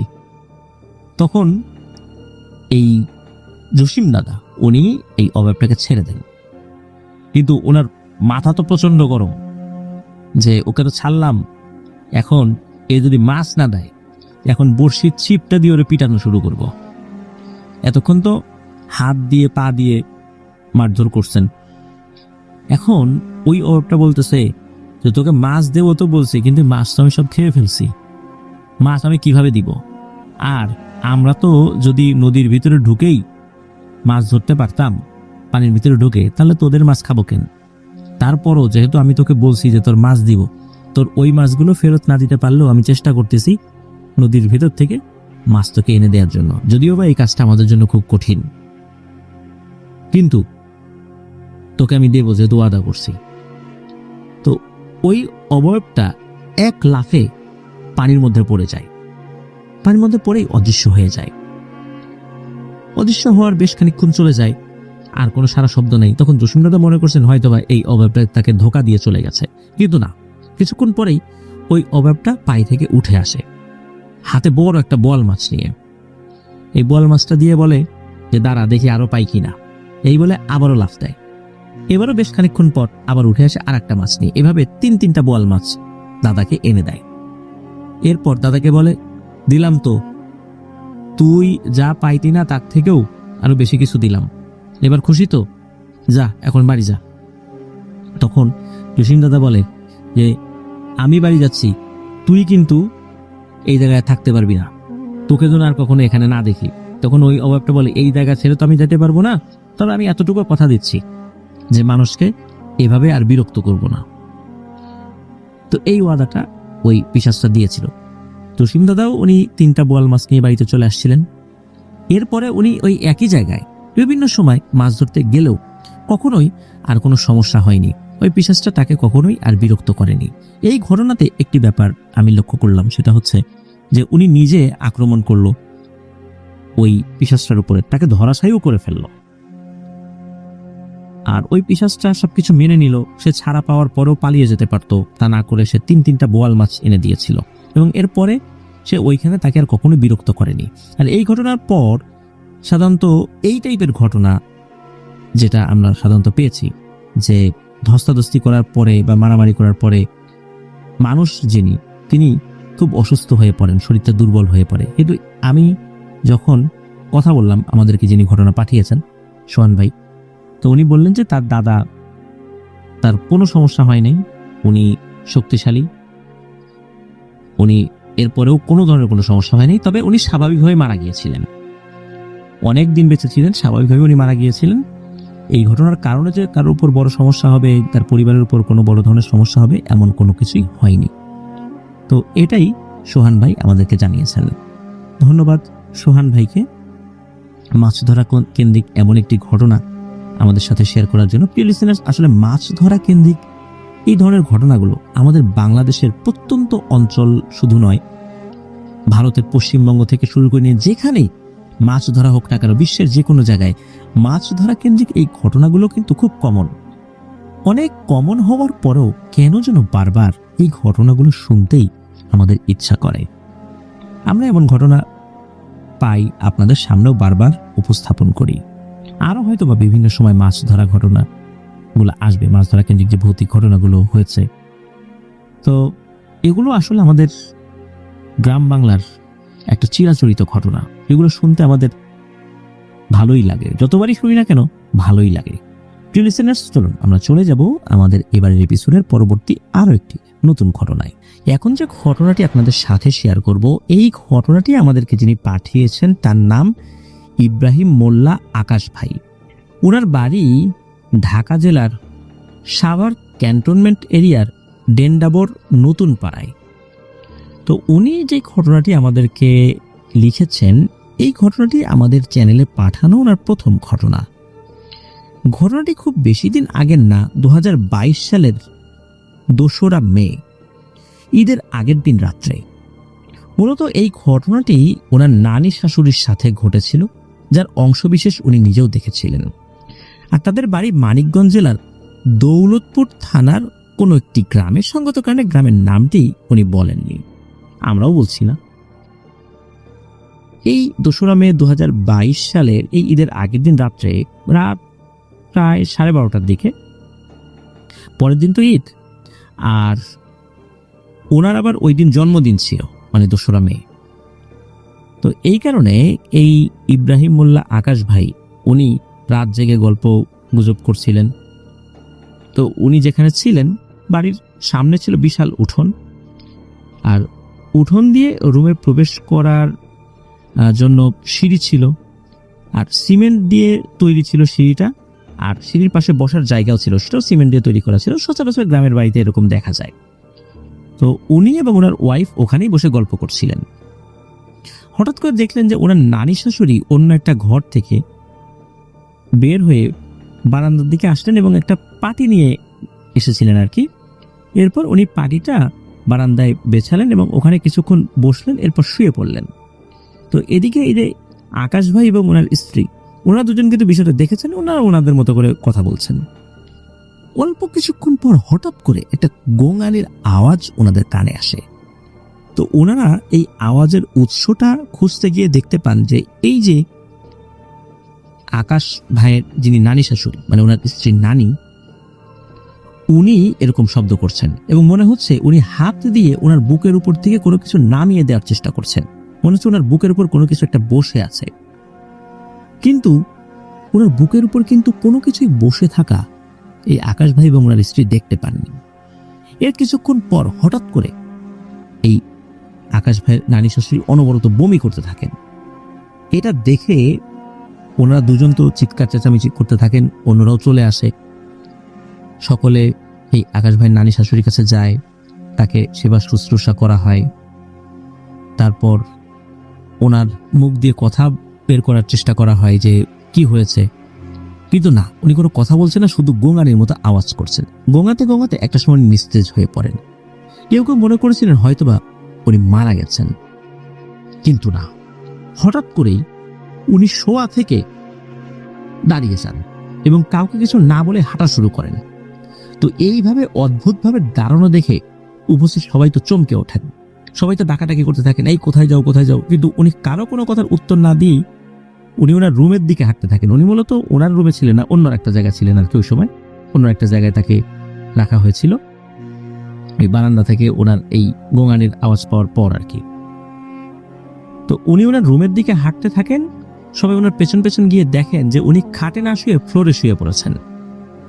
এরপর এই আকাশ ভাইয়ের মামা শ্বশুর পাশে বসে মাথায় হাত বুলিয়ে দিচ্ছেন এবং উনি ওনার মতো করে দোয়া দরুদ পড়ে ফু দিচ্ছেন। এভাবে 10 থেকে 15 মিনিট চলার পর হঠাৎ করে এই নানি শাশুড়ি উনি বিকট শব্দ করে হাসতে থাকেন। প্রথমে এই আকাশ ভাই ভেবেছিলেন হয়তো বা সকলকে ভয় দেখানোর জন্য উনি মজা করছে, কারণ উনি কিন্তু খুব মজার একজন মানুষ ছিলেন, সবার সাথেই হাসি মুখে কথা বলতেন, রসিকতা করতেন। কিন্তু না, এটা শুনে মজা ছিল না। আকাশ ভাইকে ভুল প্রমাণ করে দিয়ে হঠাৎ করে উনি বেশ কিছু এলোমেলো কথা বলে ওঠেন।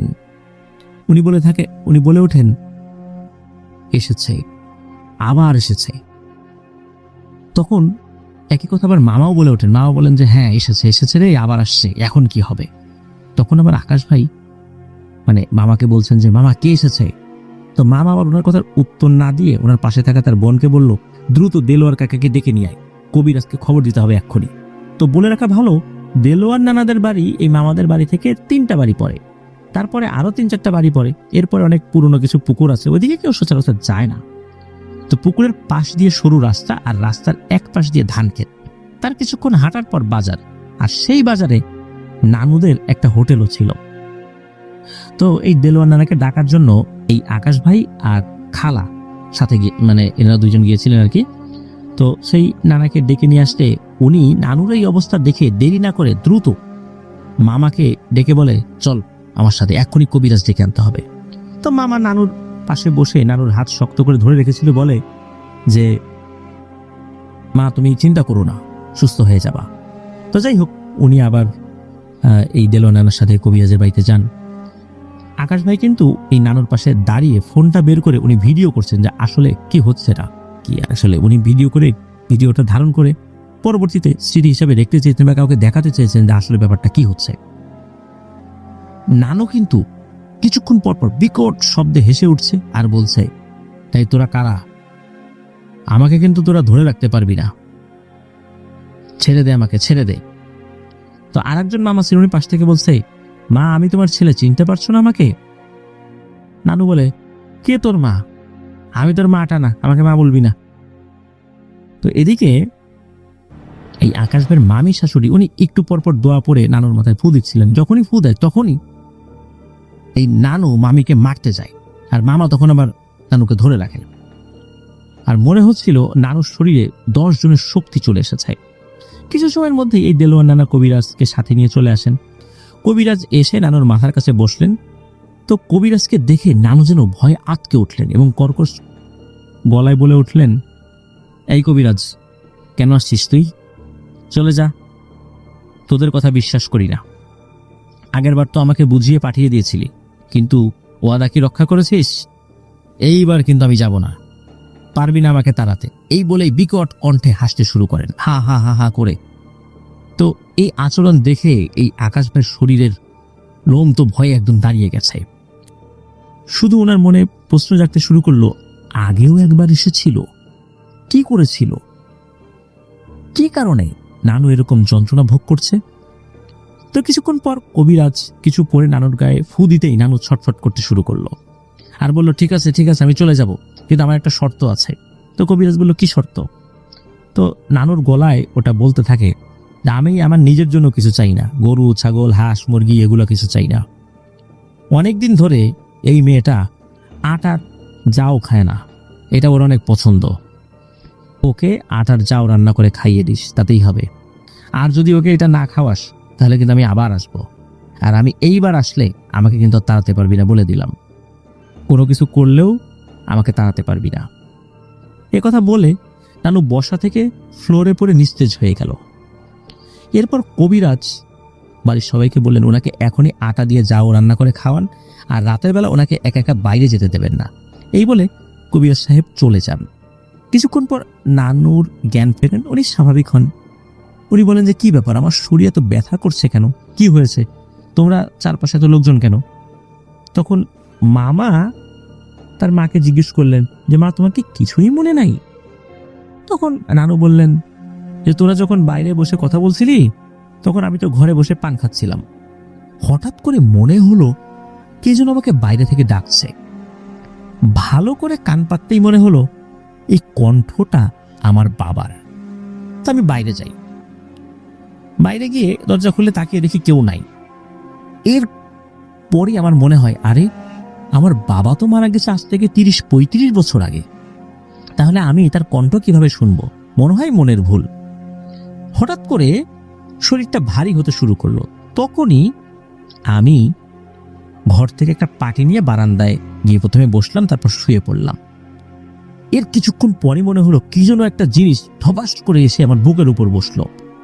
এমন ভাবে বসেছে মনে হচ্ছে আমার বুকের পাঁজরগুলো ভেঙে যাচ্ছে। আমি তাকিয়েই দেখি একটা ছায়ার মতো অবয়ব আমার বুকের উপর বসে আছে। আমি হাত দিয়ে অনেক চেষ্টা করেও ওটাকে সরাতে পারিনি, অনেক কথা বলার চেষ্টা করেও বলতে পারিনি। এরপরে আমি বমি করতে থাকি এবং অজ্ঞান হয়ে পড়ি। তারপরে কি হয়েছে আমার মনে নাই। তো এই ঘটনা শোনার পর এই আকাশ ভাই ওই নানুকে জিজ্ঞেস করে, আচ্ছা নানু, আমরা তো ওই পাশে বসেছিলাম, আসলেই তো আমরা দেখেছি যে আপনি হাত দিয়ে কি যেন সরানোর চেষ্টা করছিলেন এবং গোঙাচ্ছিলেন। আসলেই ওইখানে আপনার বুকের উপর কোন একটা অশরীর বসেছিল। আচ্ছা, এর আগেও কি আপনার সাথে এমনটা ঘটেছে? এরপরে নানু বলেন যে হ্যাঁ, আজ থেকে প্রায় 7 বছর আগে আমাদের বাজারে একটি হোটেল ছিল, আমি আর তোমার নানা সেটা চালাইতাম। তখন হোটেলে কিছু বানাতাম না, বাসা থেকে সিঙ্গারা পুরি এগুলো বানিয়ে নিয়ে যেতাম আর ওখানেই ওগুলো বিক্রি করতাম। আর রাতের বেলা তোমার নানার সাথে আমি বাসায় চলে আসতাম। তো একদিন রাত্রে কি মনে করে তোমার নানা বলল, আজ বাড়ি যাব না, হোটেলে ঘুমাবো, তুমি বাড়ি চলে যাও। আমিও 7-5 না ভেবে বললাম যে ঠিক আছে, চলে যাই। তো আমি যখন ওই পুকুর পাড়ের পথ ধরে হেঁটে আসছিলাম, যখনই ওই পুকুর পাড়ে কাছাকাছি এসেছি, মনে হলো হঠাৎ করে পরিবেশটা কেমন যেন বদলে গেল। মনে হলো চারদিকে প্রচন্ড ঝড় হচ্ছে, কিন্তু আমার শরীরে কোনো বাতাস লাগছে না। আমি মনে মনে আল্লাহর নাম নিয়ে আবার হাঁটতে শুরু করলাম। কিছুক্ষণ হাঁটার পর মনে হলো কে যেন সজোরে আমার পিঠে মারল এক থাপ্পড়। প্রচন্ড ব্যথা পেয়ে আমি আল্লাহর নাম নিয়ে এক দৌড়ে বাসায় এসে পড়লাম। সেদিন আমি আর কাউকে কিছু বলিনি। তার কয়েকদিন পরে আমি বারান্দায় বসে পান খাচ্ছিলাম, হঠাৎ করে উঠোনে চোখ পড়তেই দেখলাম আমার মৃত বাবা দাঁড়িয়ে আছেন আর আমাকে ডাকছেন। তখন আমি ভয়ে রুমে চলে যাই। এরপর অনেকদিন আমি কিছু দেখি নাই। একদিন হঠাৎ আমার খারাপ লাগতে থাকে, একসময় আমি অজ্ঞান হয়ে পড়ে যাই। পরে জ্ঞান ফিরলে জানতে পারি যে আমাকে জিনে ধরেছে। একথা নানু বলেন আর কি। তো নানু এটাও বলেন যে আসলে যার এই ধরনের সমস্যা আছে সেই বুঝতে পারে এই যন্ত্রণাটা কতটা মারাত্মক। তো মূলত নানুর সাথে এই জিনের ব্যাপারটা এ পর্যন্তই। তবে অদ্ভুত ব্যাপারটা হচ্ছে যে ওই জিনটা নিজের জন্য কিছু না চাইলো না, নানুর জন্য চাইলো। আসলে জিনটা কি ভালো ছিল না খারাপ ছিল, নাকি আসলে ভালোও না খারাপও না, মাঝামাঝি কিছু, এই বিষয়টা আসলে জানা যায়নি। তবে স্থানীয় লোকজন জানান যে এই যে পুকুর যেটা রয়েছে, এদিক দিয়ে রাতের বেলা হেঁটে আসার সময় অনেকেরই নাকি জিনে আসর করেছে। জিনে আসর না করলেও অনেকেই ভয়ঙ্কর ভয়ঙ্কর ঘটনা প্রত্যক্ষ করেছেন, অনেকে ভয় পেয়েছেন মারাত্মকভাবে। তো ইব্রাহিমুল্লাহ আকাশ ভাই জানিয়েছেন যে পরবর্তীতে ওইখানে যারা ভয় পেয়েছিলেন তাদের কিছু এক্সপেরিয়েন্স গুলো আমাদেরকে লিখে পাঠাবেন। আমরা অপেক্ষায় থাকলাম, আশা করছি উনি দ্রুতই এগুলো লিখে আমাদেরকে পাঠাবেন। প্রিয় লিসেনার্স, আশা করছি ঘটনাটি আপনাদের ভালো লেগেছে। চলে যাব আমাদের এবারের এপিসোডের পরবর্তী আরো একটি নতুন ঘটনায়। এবারের ঘটনাটি যার কাছ থেকে পেয়েছি তার নামও সোহান, তবে ওনার পুরো নাম সোহান খান। আর আমরা আমাদের এই এপিসোডের তৃতীয় ঘটনা যেটি আপনাদেরকে শুনিয়েছিলাম, তার নামও সোহান, ওনার বাড়ি নরসিংদীতে। আর এই সোহান ভাইয়ের বাড়ি সাতক্ষীরাতে, সাতক্ষীরা জেলার সদর উপজেলার পলাশপোল এলাকায়। তো ঘটনাটি ওনার নিজের সাথেই ঘটেছিল। সময়টা 2015 সাল। উনি তখন সদ্য এসএসসি পরীক্ষা শেষ করেছেন। আর এসএসসি পরীক্ষার পর একটা লম্বা ছুটি থাকে, যেহেতু রেজাল্ট তৈরি করতে হয় একটা বড় পাবলিক পরীক্ষা, এই জন্য ছুটিটা লম্বা থাকে, মানে রেজাল্টের আগ পর্যন্ত। রেজাল্টের পরে তো সবাই কলেজে ভর্তি হবে। তো এই যে একটা ছুটি, এই সোহান ভাই চিন্তা করলেন যে কি করা যায়, একটু ঘোরাঘুরি করলে কেমন হয়। এই চিন্তা করে উনি ওনার কাছের 2 বন্ধুকে ইনভাইট করলেন যে চল আমার দাদুর বাড়িতে বেড়াতে যাব। তো দাদুর বাড়িটা ছিল সাতক্ষীরা শহর থেকে কিছুটা দূরে নলতা নামক গ্রামে। গ্রামটা সীমান্ত ঘেঁষা, প্রাকৃতিক সৌন্দর্য খুবই মনোমুগ্ধকর। নদীর ওপারেই ভারত, এই পার থেকে ওই পারের দৃশ্যটা উপভোগ করা যায়। অপরূপ সৌন্দর্যে ঘেরা চারদিক। তো ওনার দাদুর বাড়িতে গিয়ে সারাদিন ওনারা ঘোরাঘুরি করেছেন। আর প্রত্যন্ত অঞ্চল হওয়ার কারণে 2015 সালেও কিন্তু ওই এলাকায় বিদ্যুৎ তখনও পৌঁছায় নাই। সন্ধ্যার পর পুরো গ্রামে নেমে আসতো এক নিস্তব্ধতা। একে তো অন্ধকার, যেহেতু ইলেকট্রিসিটি নাই, আর কারো কারো ঘরে ল্যাম্পো বা কুপি বা হারিকেন বা এরকম কিছু জ্বললেও একটা সময় সেগুলোও নিভে যেত। চারপাশটা একদম ভয়ঙ্কর রকমের নীরবতা নেমে আসতো। আর গ্রামের মানুষের বিশেষ কোনো কাজ না থাকলে সন্ধ্যার পর খাওয়া দাওয়া করেই ঘুমিয়ে পড়তো। সময়টা ছিল গরমকাল, আর বিদ্যুৎ ছিল না তো। আর ওনারা তো বিদ্যুতের থেকে অভ্যস্ত, মানে বিদ্যুতের মধ্যে থেকে ফ্যান বা এগুলো ছাড়া তো ঘুমানোটাও খুব কঠিন। বিদ্যুৎ না থাকায় ওনাদের অবস্থা তো একদম নাজেহাল। এদিকে সন্ধ্যার পর অযথা বাহিরে ঘুরে বেড়ানো এই সোহান ভাইয়ের দাদুরও পছন্দ না। তারপরও এই তিনজন বাড়ির সবার চোখ ফাঁকি দিয়ে রাতের খাবার শেষ করে চলে গেছেন নদীর পাড়ে রাতের সৌন্দর্য উপভোগ করতে। বলে রাখা ভালো, দিনের বেলায় নদীর পাড় যতটা না সুন্দর ছিল, সন্ধ্যার পর ততটাই ভয়ানক। একে তো সীমান্ত এলাকা, বিজিবি সবসময় টহল দেয়, তারপর ডাকাতিরও ভয় থাকে, বিভিন্ন সন্ত্রাসী কর্মকাণ্ডেরও ভয় থাকে। সন্ধ্যার পর এদিকটাই বিশেষ দরকার ছাড়া কিন্তু কেউ যেত না। জায়গাটা নিয়ে এমনিতেও অনেক বদনাম ছিল। এটা কিন্তু আবার এই সোহান ভাইরা জানতেন না, কেন উনি তো আসলে এদিকটাতে খুব একটা আসেন না। নদীর পাড়ে ছিল শতবর্ষী এক শ্মশান, মানে ওখানে 100 বছর বেশি সময় ধরে শ্মশান রয়েছে। আর ওই দিকটা আবার সন্ধ্যার পর কেউই যেত না। তো ওনারা 3 বন্ধু মিলে আড্ডাতে মেতে গেলেন, প্রাকৃতিক অপরূপ সৌন্দর্য উপভোগ করছেন। রাতের সৌন্দর্যটা কিন্তু অন্যরকম, এক ভয়ঙ্কর সৌন্দর্য। দক্ষিণের মৃদু বাতাস ওনাদেরকে দিচ্ছিল এক শীতল অনুভূতি। রাত যে কখন 12:30 বেজে গেছে বুঝতেই পারেনি ওনারা। গ্রামের 12:30 মানে কিন্তু অনেক রাত। চারদিকে তো শুনশান নীরবতা রয়েছেই, সেই সাথে ঝিঝি পোকার ডাক। সব মিলিয়ে পরিবেশটা আসলেই চমৎকার। হঠাৎ করে একটা চাপা কান্নার আওয়াজ আসতেই এই সোহান ভাই চমকে ওঠেন যে এত রাতে কান্না করে কে। প্রথমে মনের ভুল ভেবেছেন, কিন্তু কিছুক্ষণ পর কান্নার আওয়াজটা আরো তীব্র হতে লাগলো। বাকি দুজনও শুনল আওয়াজটা। এই নির্জনতার মধ্যে কান্নার আওয়াজটা ছিল কিন্তু বেশ গা ছমছমে। প্রথমের দিকে ওনারা আসলে পাত্তা দেন নাই, কিন্তু কিছুক্ষণ পর পাত্তা না দিয়ে আর ওনারা পারলেন না। আওয়াজটা আস্তে আস্তে তীব্র থেকে তীব্রতর হচ্ছিল। তাই 3 জন ভাবলেন যে হয়তোবা কেউ বিপদে পড়েছে। নারী কণ্ঠের আওয়াজ ছিল সেটা, খুবই রক্তহীন করে একটা আওয়াজ। অনেক সময় সীমান্ত দিয়ে নারী পাচার হয়, কোনো নারী বিপদে পড়ল না তো, বা কোনো পাচারকারীরা তাকে এখানে ফেলে রেখে চলে যায়নি তো, এরকম চিন্তাও কিছু তাদের মনে আসছিল। আর এই সোহান ভাই কিন্তু বরাবর একটু ভীতু স্বভাবের ছিলেন। উনি আসলে ওই দিকটাতে যেতে একটু ভয় পাচ্ছিলেন, কিন্তু ওনার সাথে যদি বন্ধু আছেন, এই বন্ধুরা কিন্তু আবার বেশ সাহসী। তাদের মধ্যে কিন্তু কোনো প্যারানরমাল চিন্তা আসে নাই। মূলত কাউকে উপকার করার মন মানসিকতা থেকেই তারা ওই দিকটাতে যেতে চাইলেন।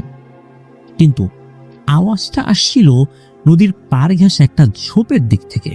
তো ঝোপের দিক থেকে তো আসলে আওয়াজ আসার কথা না। তারপরও আওয়াজ অনুসরণ করে ওনারা ওই দিকটাতে যেতে থাকেন। কিন্তু যতই ওনারা ওই আওয়াজের দিকে যাচ্ছেন, মনে হচ্ছে ওই আওয়াজটা ততই পিছাচ্ছে। এক পর্যায়ে সোহান ভাই তার 2 বন্ধুকে বললেন যে বাদ দে দোস্ত, চল চলে যাই, আমার কাছে বিষয়টা ভালো লাগছে না। ওরা আবার 2 জন সোহান ভাইকে ধমক দিয়ে বললে যে মানুষ পড়ছে বিপদে, আর তুই আমাদেরকে চলে যাইতে বলিস, এটি কি কোনো মানুষের কথা হইতে পারে? এইরকম একটা ডেঞ্জারাস জায়গায় একটা মানুষ যদি একা থাকে তাকে তো মেরে ফেলতে পারে, তাড়াতাড়ি চল দেখে উদ্ধার করা যায় কিনা।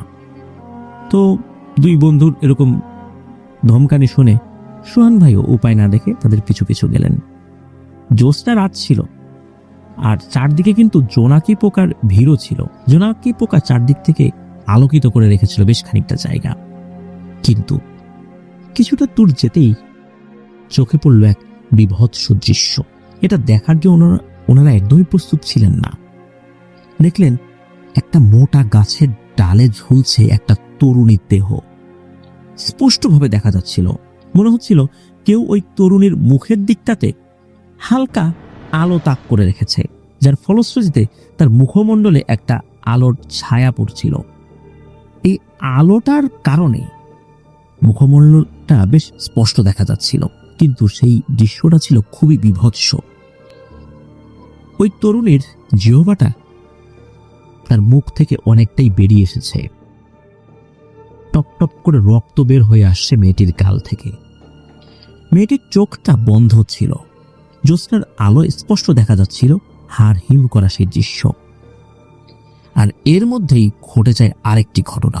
হঠাৎ করে ওই মেয়েটির বন্ধ চোখ থপ করে খুলে তাকায় এই 3 জনের দিকে। হঠাৎ করে তাদের দিকে যখনই এভাবে তাকিয়েছে, এই 3 জনের তো কলিজা ফেটে যাওয়ার উপক্রম হয় ভয়ে।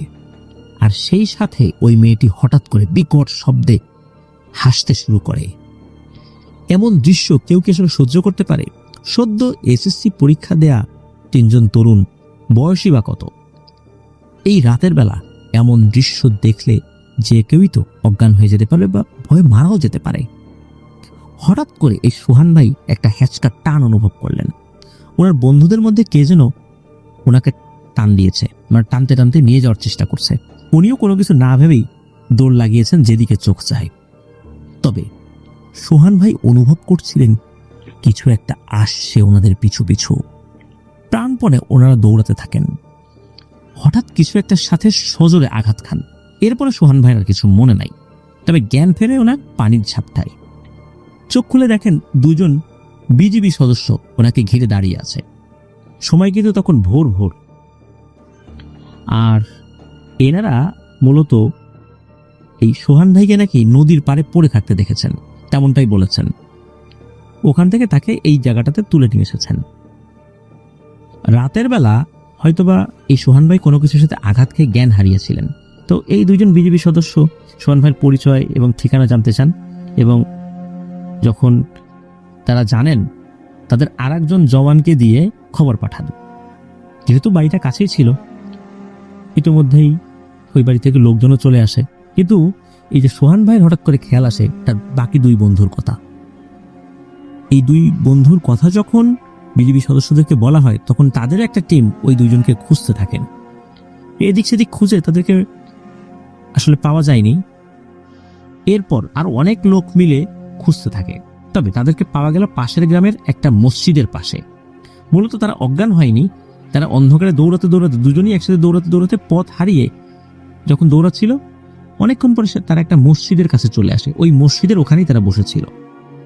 তো সেখান থেকেই তাদেরকে নিয়ে আসা হয়। মূলত তারা তো আসলে আশেপাশে তেমন কিছু চিনতো না কোন দিকে যাবে। আর সকালও হয়ে গেছিল, মসজিদে যারা নামাজ পড়তে এসেছিল তারাও সব ঘটনা শোনার পর তো তারা যখন বুঝতে পারে যে আসলে এই সোহান ভাইয়ের দাদুর বাড়িতে ওনারা এসেছেন, তখন তারা বিভিন্ন বিষয়ে কথা বলছিল। ইতিমধ্যে লোকজন ওদিকে চলে এসেছে খুঁজতে খুঁজতে। তখন তাদেরকে যখন জিজ্ঞেস করা হয় যে তোমরা কি ওখান থেকে দৌড়ে আসার পথেও কি অন্য কোনো কিছু দেখেছিলে কিনা, তখন তারা বলে না, ওদিক থেকে চলে আসার পর তারা মনে হচ্ছিল পেছন থেকে কিছু একটা আসছে, তবে মসজিদের কাছাকাছি আসার পর তখন কোনো কিছু তারা দেখে না, পেছন দিকে তারা তাকায়ও না। স্থানীয় লোকদের মুখে শোনা যায় যে বেশ কিছুদিন আগে পারিবারিক কলহের জেরে মনিরা নামে একটা মেয়ে এই নদীর পাড়ের একটা গাছে গিয়ে গলায় দড়ি দিয়ে আত্মহত্যা করে। এরপর থেকে অনেকেই নাকি ওই মেয়েটার কান্নার আওয়াজ শুনতে পেয়েছে। এই সোহান ভাই 1 সপ্তাহের মতো জ্বরে ভুগেছিলেন, তবে এরপরে উনি স্বাভাবিকভাবে সুস্থ হয়ে গিয়েছিলেন। তবে এই যে ঘটনাটা মাঝে মাঝেই উনি স্বপ্নে দেখতেন, খুবই ভয়ঙ্কর একটা দৃশ্য। তবে এরপরে আল্লাহর রহমতে ওনার সাথে তেমন কোনো সমস্যা হয়নি, উনি পরিপূর্ণভাবে সুস্থ হয়ে যান।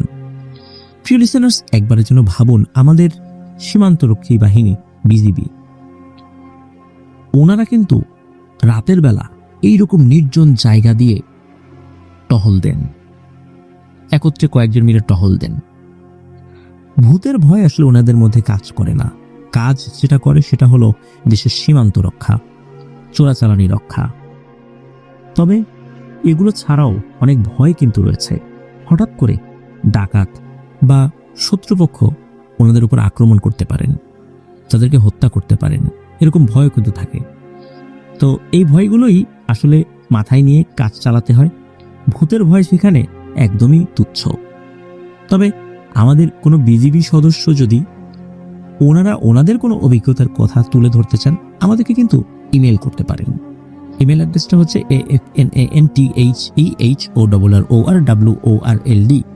afnanthorworld@afnanthorworld@gmail.com। ইমেল অ্যাড্রেসের স্পেলিংটাও এই ভিডিওর ডেসক্রিপশনে দেওয়া রয়েছে। আপনার লিখে বা রেকর্ড করে যে কোনোভাবেই ঘটনা পাঠাতে পারবেন। তবে রেকর্ড করে পাঠানোর ক্ষেত্রে অবশ্যই খেয়াল রাখতে হবে যে এই রেকর্ড ফাইলটা যদি সরাসরি ইমেল করা না যায়, তাহলে অবশ্যই শুধুমাত্র গুগল ড্রাইভে আপলোড করে সেটা লিঙ্কের যে অ্যাক্সেসটা এটা পাবলিক করে ইমেল করবেন। তাহলে আমরা আপনাদের ওই রেকর্ড ফাইলে ঢুকতে পারবো, আদারওয়াইজ ঢুকতে পারবো না। প্রিয় লিসেনার্স, আপনারা যারা এখনো আমাদের চ্যানেল সাবস্ক্রাইব করেননি তারা কিন্তু সাবস্ক্রাইব করে ফেলতে পারেন। আর এই ভিডিওটা লাইক বাটনে প্রেস করতে কিন্তু ভুলবেন না। আর এই ভিডিওটার লিঙ্কটা অবশ্যই শেয়ার করে দেবেন, এই অনুরোধ করছি। প্রিয় লিসেনার্স, আমার আরো একটি ইউটিউব চ্যানেল রয়েছে আপনাস বি নামে, সেটার লিঙ্কও এই ভিডিও ডেসক্রিপশনে দেওয়া রয়েছে, সেখানে গিয়ে আপনারা আমার ওই চ্যানেলেও সাবস্ক্রাইব করতে পারেন। প্রিয় লিসেনার্স, চলুন আমরা চলে যাব আমাদের এবারের এপিসোডের পরবর্তী আরও একটি নতুন ঘটনায়। তবে এই ঘটনাটি আমাদের এবারের 118তম এপিসোডের শেষ ঘটনা হতে যাচ্ছে। শেষ ঘটনায় আশা করছি যেই 5টি ঘটনা আপনাদের সামনে উপস্থাপন করেছি সেই ঘটনাগুলো আপনাদের ভয়ের শিহরণ জাগাতে সক্ষম হয়েছে ইনশাল্লাহ, এবং এই শেষ ঘটনাটিও আপনাদের কাছে ভালো লাগবে।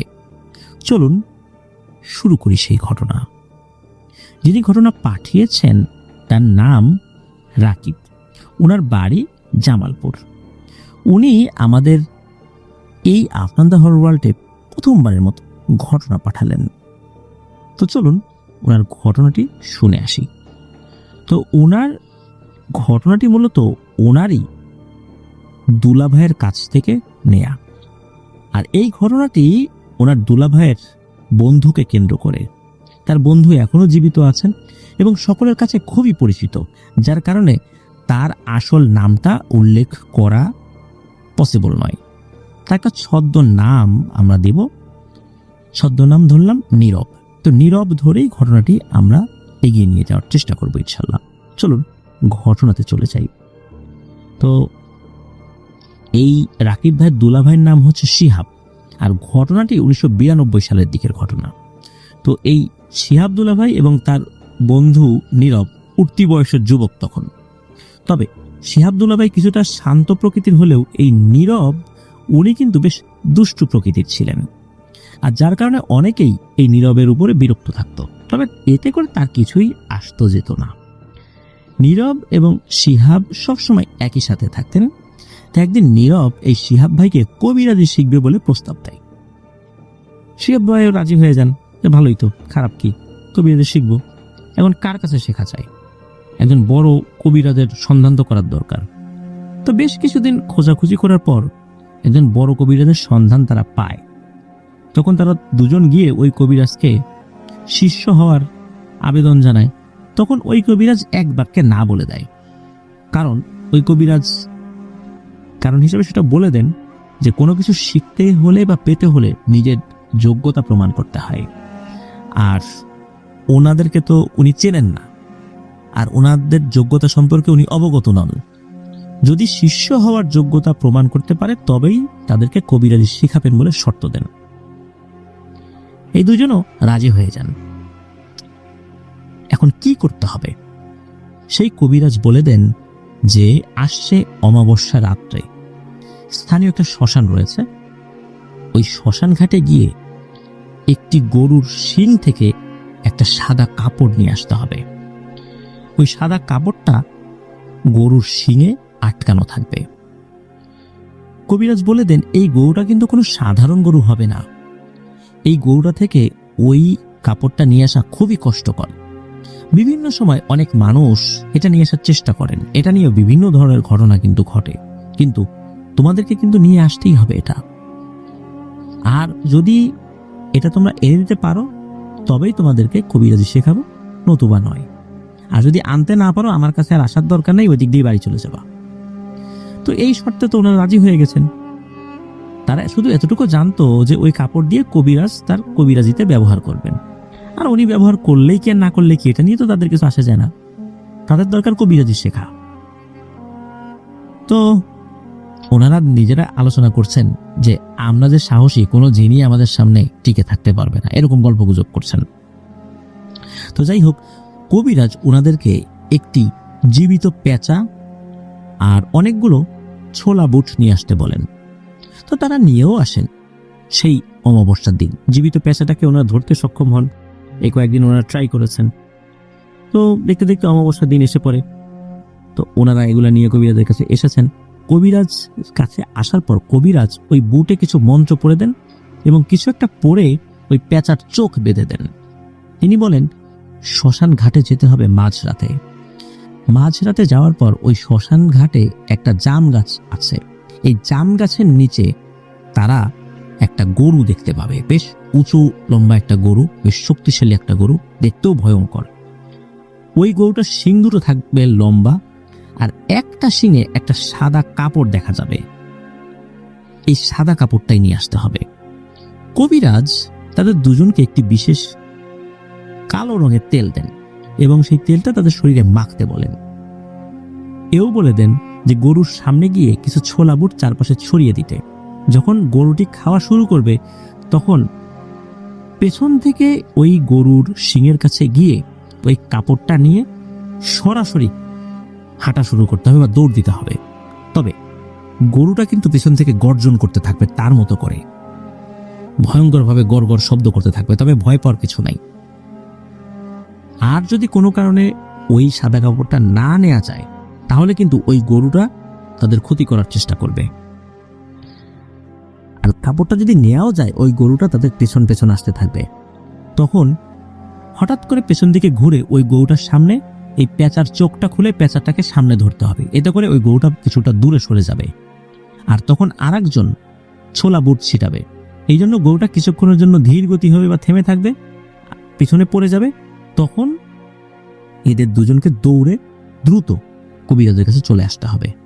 আর গরুটা যদি কোনো মতে তাদের সামনে চলে আসে তাহলে কিন্তু এই দুজনের কেউই আর বেঁচে ফিরতে পারবে না। এরকমটা কিন্তু কবিরাজ বলে দেন তাদের দুজনকে। তারা রাত 9টার পর ওখানে গিয়েছেন, মধ্যরাতের অপেক্ষা করছেন। তো অনেকটা সময় পর মধ্যরাত হয়, প্রায় 3-3.5 ঘন্টা তারা অপেক্ষা করেন। ওনারা আসলে এই শ্মশানের শেষ সীমানায় ছিল, যার কারণে ওরা ভেতর দিকেও ঢোকেন নাই, ওখানে বসে বসে গল্প করছিলেন। পেঁচাটা সাথে ছিল, ওটাকে একটা বিশেষ প্রক্রিয়ায় একটা ব্যাগের মধ্যে রাখা হয়েছিল। আসলে দিনের বেলাতেও ওই দিকটাতে কেউ যেত না, সেখানে রাতের বেলা তারা এখানে এসেছে। অনেকক্ষণ অপেক্ষা করার পর মাঝ রাতে যখন তারা ওই জাম গাছের কাছাকাছি যায়, হঠাৎ করে একটা বড় সাদা একটা গরু ওই জাম গাছের এক পাশ থেকে বের হয়ে আসতে দেখে। গরুটা অনেক বড় ছিল, গরুটার একটা শিঙে একটা সাদা কাপড় ছিল। ওই গরুটা জাম গাছের নিচে এসে জাম গাছের নিচে বসে পড়ে।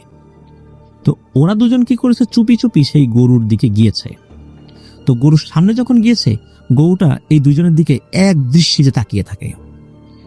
গরুটা সাদা হলেও গরুটার চোখ দুটো ছিল লাল বর্ণের, আর শিংগুলো কিন্তু অনেক বড় ছিল।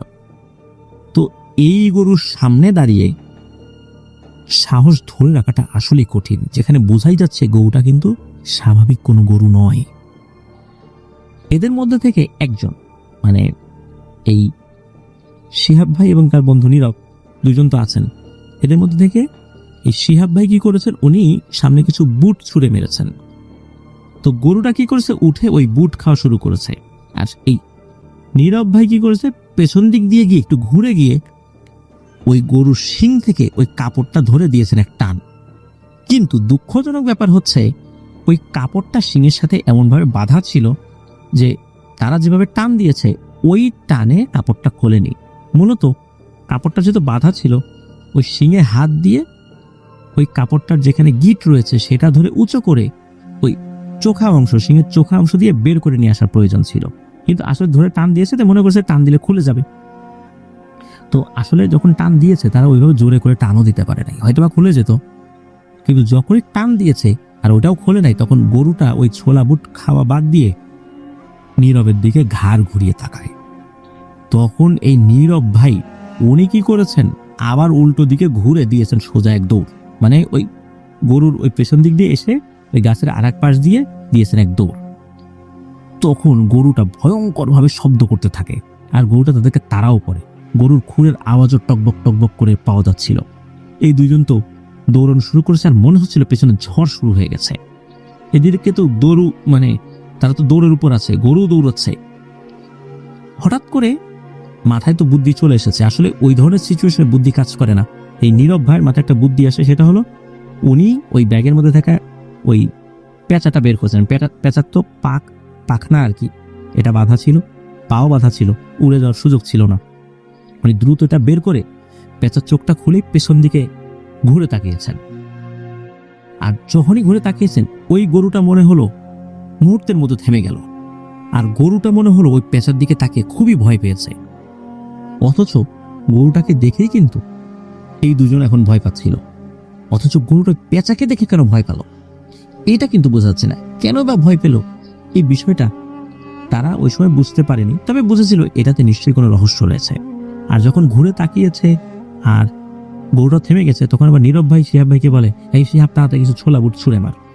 শিহাব ভাইও গরুর দিকে ছোলা বুট ছুঁড়ে মেরেছে। তখন ওই গরুটা ছোলা বুট খেতে শুরু করেছে। ওনারা আবার দৌড়ানো শুরু করেছে। কিছুক্ষণ পর আবার সেই শব্দ শুরু হয়ে যায়, গরুর গোংরানো শব্দ, এবং গরুটা যে দৌড়ে আসছে সেই শব্দটা তারা শুনতে পায়। কিন্তু তারা ততক্ষণে জনবসতির সামনে চলে এসেছে। তারা যখন একটা বাড়ির কাছাকাছি এসেছে, তখন দেখা যাচ্ছে ওই গরুটা পাগলের মতো ছোটাছুটি করছে।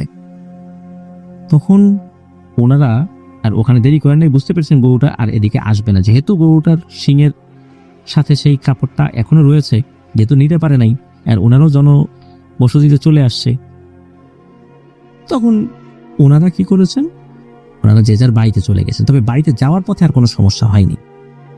তবে যে ভয়ঙ্কর দৃশ্য শিহাব ভাই দেখেছেন, উনি নিয়ত করেন যে উনি এইসব কাজে আর জড়াবেন না।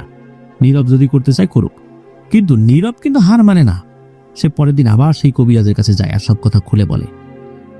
তো কবিরাজ ওই যেই ব্যাপারগুলো দিয়েছিলেন, তখন উনি বুঝতে পারেন যে এই বিষয়গুলো আসলে তারা ভালো করে কাজে লাগাতে পারে নাই। কবিরাজ তো খুব রাগারাগি করেন এবং কবিরাজ বলেন যে যদি তোমরা ওই পেঁচাটাকে উল্টো দিকে ঘুরে না দেখাতা, তাহলে কিন্তু তোমাদেরকে ওই সময় মেরে ফেলতো। মূলত এই অবস্থায় পেঁচার চোখের দিকে চোখ পড়লে এই ধরনের পিশাচগুলো থেমে যায় কিছু সময়ের জন্য, তবে সেটা কিছু সময়ের জন্য, সব সময়ের জন্য নয়। তোমরা অল্পের জন্য বেঁচে গেছো, তবে তোমাদেরকে আমি আর কবিরাজি শেখাবো না, তোমাদেরকে দিনে কোনো কাজ হবে না। আর কবিরাজের ধারের কাছে যেন না যায় এটাও কবিরাজ বলে দেন। কিন্তু নীরব তো নাছরবান্দা, শিহাব ভাই তো জান নাই, সে শিখবেই। অনেক দিন ঘোরাঘুরি করার পর কবিরাজ তাকে আরেকটি সুযোগ দেয়। তিনি বলেন, পাশের এলাকায় একটা মেয়ে আত্মহত্যা করেছিল। যদি রাতের বেলা একা একা গিয়ে তার কবর খুঁড়ে ওই মেয়েটার মাথায় এনে দিতে পারে, তাহলেই তাকে শিষ্য হিসাবে উনি মেনে নেবেন আর তাকে সবকিছু শেখাবেন। আর যদি এই কাজটা করতে না পারে, কখনোই যেন আর এই কবিরাজের বাড়ির ত্রিসীমানায় নীরব ভাই না আসেন, এটাও বলে দেন। নীরব ভাই বুঝতে পারেন এটাই তার শেষ সুযোগ। তিনি ভাবেন যেভাবেই হোক এই কাজটি তিনি করবেনই। তিনি রাজি হন আর শিহাব ভাইয়ের কাছে যান। কিন্তু শিহাব ভাই এক কথায় না বলে দেন যে, না রে বাবু, আমি এসব ঝামেলার নাই, যা করার তুই কর, আমি এসব ঝামেলায় জড়াবো না, আর আমি এই কাজও করবো না, এগুলো ভালো না। তো শিহাব ভাই তো করবেন না এই কাজ, কি আর করা, ওনাকে একাই যেতে হবে। উনি গভীর রাত্রে সেই জায়গায় গিয়েছেন। দিনের বেলাতে শুধু দেখে এসেছিলেন। কবরটা একটা ক্ষেতের পাশে ছিল, কোনো কবরস্থানে ছিল না, যার কারণে ওই দিকটাতে কেউ যেত না। তো রাতের বেলা তো কেউ ক্ষেতের ওই দিকে যায় না। আর কবরটা ক্ষেতের এক পাশে হওয়ার কারণে সবার চোখের আড়ালেই ছিল কবরটা। তো উনি দেখেছিলেন এটা একটা সুবর্ণ সুযোগ, এদিকে লোকজন আসে না, সকাল হওয়ার আগে কারো আসার সম্ভাবনাও নাই। তো তিনি একটা ছুরি আর কোদাল নিয়ে গিয়েছিলেন। তিনি কবরটা খুঁড়েছেন স্বাভাবিকভাবেই। খোঁড়ার সময় কোনো ধরনের কোনো শব্দ টব্দ কোনো কিছু হয় নাই, ভয়ানক কোনো কিছু ঘটে নাই। তো উনি যখন কবরটা খুঁড়েছেন, বাঁশগুলো সরিয়েছেন, উনি দেখতে পান যে আসলে এটা কয়েক মাসের পুরনো লাশ, তো লাশটা পতন ধরেছে। আর এই যে কাফনের কাপড়টা অনেকটা হলদেটে হয়ে গেছে। তো উনি ওই কাফনের কাপড়টা মুখের উপর থেকে সরান। মুখের উপর থেকে সরানোর পর দেখা যাচ্ছে যে মুখটা আসলে তো অনেকটাই পচে গেছে, তবে মাথার চুলগুলো তখনও ছিল। আর চোখ, দাঁত এগুলো তো মাংস পচে বের হয়ে গিয়েছিল। তবুও উনি সাহস ধরে রেখে কবরে নেমে যান এবং ছুরি দিয়ে গলাটা কেটে আলাদা করেন। কোনো সমস্যা হয় না, একদম স্বাভাবিক। কিন্তু যখনই উনি ওই মাথাটা একটা থলেতে ভরে উনি উপরে উঠতে যাবেন, তখনই কবরের ভেতর থেকে একটা চাপা গলায় হাসির শব্দ শোনেন। এই হাসিটা ওনার প্রচন্ড ভয় ধরিয়ে দেয়। উনি নিচ দিকে আর তাকান নাই, মানে কবরের ভেতর দিকে তাকান নাই। উনি উঠে চলে আসেন, কবরটা ওরকমই থেকে যায়। কিন্তু উনি যখন হাঁটা শুরু করেছেন, হঠাৎ করে ওনার ব্যাগের ভেতরে থাকা ওই কাটা মাথাটা মনে হচ্ছে নড়াচড়া করছে। কাটা মাথা কি নড়াচড়া করা সম্ভব? না, এটা তো সম্ভব না। উনি খুব ভয় পাচ্ছিলেন। ওই কাটা মাথাটা মানুষের মতো করে কথা বলে ওঠে। কথা বলে এমনটা, কি রে নীরব, আমাকে নিয়ে কি করবি? হ্যাঁ, আমার না খুব ক্ষুধা লেগেছে, তোর রক্তের স্বাদ কেমন আমি একটু দেখব। এই কথা বলে। একবার হাসে, একবার কাঁদে, বিভিন্ন ধরনের ভয়ঙ্কর কথা বলে। সব কথা আসলে জানা যায়নি, কিন্তু এই নীরব কোনো কিছুতে কান না দিয়ে, যদিও ভয় পাচ্ছিল, ওই কবিরাজের বাড়ির দিকে সে দৌড়াতে থাকে। অজ্ঞান হওয়ার মতো অবস্থা হয়ে যায়, তবুও শরীরের সমস্ত শক্তি দিয়ে সেখানে পৌঁছে যায়। কিন্তু ওই মাথাটা মাঝে মাঝে লাফাচ্ছিল, নড়ছিল ব্যাগের মধ্যে, ছোটাছুটি করছিল, আর বিভিন্ন ধরনের কথা বলছিল, আমাকে ছেড়ে দে, ছেড়ে দে, যেখান থেকে নিয়ে এসেছিস সেখানে রেখে আয়। কিন্তু না, নীরব কিন্তু এই কাজ করে নাই, সোজা চলে গিয়েছিল। তবে শুধু এই কথাবার্তা ছাড়া আশপাশ থেকে যে ভয়ঙ্কর কোনো শব্দ হবে, পরিচিত কারো কণ্ঠ নিয়ে ডাক দেবে, এমনটা হয়নি। কবিরাজের বাড়িতে চলে আসার পর কবিরাজকে ঘুম থেকে ডেকে তোলে। কবিরাজ এই নীরব ভাইয়ের হাতে এই ব্যাগটা দেখেই বুঝতে পারে নীরব সফল হয়েছে। সে মনে মনে খুশি হয়। তখনও কিন্তু ব্যাগের মধ্যে ওই জিনিসটা লাফালাফি করছিল, মানে ওই মাথাটা লাফালাফি করছিল। কবিরাজ কোনো একটা মন্ত্র পড়ে ওই ব্যাগের উপর ফু দেওয়ার সাথে সাথে এই মাথাটা একদম স্বাভাবিক হয়ে যায়। ওই রাত্রেই কবিরাজ নীরবকে তার নিজের শিষ্য হিসাবে গ্রহণ করে এবং নীরবের অনেক প্রশংসাও করে। তার পরের দিন থেকেই নীরব তার কাছে কবিরাজের শিক্ষা গ্রহণ করা শুরু করে। পরের দিন কবিরাজ নীরবের সামনেই সেই মাথাটা পরিষ্কার করেন। মাথাটা তো আসলে পচা ছিল, ভিতরে মাংসগুলো ছিল, খুব বাজে বিশ্রী অবস্থা ছিল আর কি। তো ওটা খুব ভালোভাবে উনি পরিষ্কার করেন। এরপর আঠার মতো এক ধরনের পদার্থ দিয়ে আসলে পরিষ্কার করেছিলেন। তারপর ওই যে মাথার যে সমস্ত অংশগুলো, মানে ভেতরে এই পচা চামড়া টামড়া, চুল টুল যেগুলো ছিল, এইগুলো উনি একটা জায়গায় মাটিতে পুঁতে দিয়েছিলেন, আর ওই মাথাটা উনি রেখে দিয়েছিলেন। নীরব 12 বছর, মানে প্রায় এক যুগ সেই কবিরাজের সাথে থেকে থেকে কবিরাজি শিখেছিলেন। এই নীরব ভাই এখন জামালপুরের একজন নাম করা কবিরাজ। তার আসল নাম বললে অনেকেই চিনে ফেলবেন, এই জন্যই মূলত তার নামটি এই রাকিব ভাই গোপন রেখেছেন। রাকিব ভাই কোনো একটা কারণে একবার তার দুলাভাই এই যে শিহাব ভাইয়ের সাথে ওখানে গিয়েছিলেন। যাওয়ার পর অনেকক্ষণ গল্প গুজব যখন হয়েছে, একটা পর্যায়ে এই নীরব ভাই বলছে যে ছোট ভাইকে নিয়ে আসছিস, কিছু তো খাওয়ানোর দরকার। এটা বলে একটি মাথার খুলিতে উনি একটি হাড় দিয়ে বাড়ি দেন। সাথে সাথে ওই মাথার খুলির ভেতরে মানে খড়খড় খড়খড় আওয়াজ হতে শুরু করে, এরপর অবশ্য বন্ধ হয়ে যায়। এরপর উনি ওইটা ধরে যখন ঝাঁকুনি দেন, তখন ওই মাথার খুলির ভিতর থেকে সদ্য ভাজা মুড়ি, যখন টাটকা মুড়ি, ওই রকম মুড়ি পড়তে শুরু করে। এটা দেখে তো এই রাকিব ভাই খুব অবাক হয়েছিলেন। তাহলে বোঝাই যাচ্ছে যে এই নীরব ভাই কত বড় মাপের দীক্ষা নিয়েছিলেন। যাই হোক, আমাকে রাকিব ভাই বলেছিলেন যে ঘটনাটি উনি সংক্ষিপ্তভাবে আমাদেরকে পাঠিয়েছেন, মূল বিষয়গুলো তুলে ধরার চেষ্টা করেছেন। তো ধন্যবাদ রাকিব ভাইকে, আপনি যে ঘটনাটি আমাদেরকে পাঠিয়েছেন। আসলে অনেকেই কবিরাজ হওয়ার স্বপ্ন দেখে, তাদেরকে বলবো এই পথটা মোটেও ভালো পথ নয়, এই পথটা বিপদসংকুল। আর এই বিপদসংকুলতাকে যদি কেউ কাটিয়ে উঠতে পারে, সামনে পরকালের জন্য কিন্তু ভয়ানক বিপদ রয়েছে। এই জন্য এই ধরনের কাজে আমাদের কখনোই জড়ানো উচিত নয়। আল্লাহ আমাদেরকে হেফাজত করুন। প্রিয় লিসেনার্স, আমাদের আজকের এপিসোড এ পর্যন্তই ছিল। যারা আমাদেরকে ঘটনা পাঠিয়েছেন সকলকে অন্তরের অন্তঃস্থল থেকে ধন্যবাদ। আপনাদের কাছ থেকে আরও দারুণ দারুণ রোমহর্ষক ঘটনা পাবো।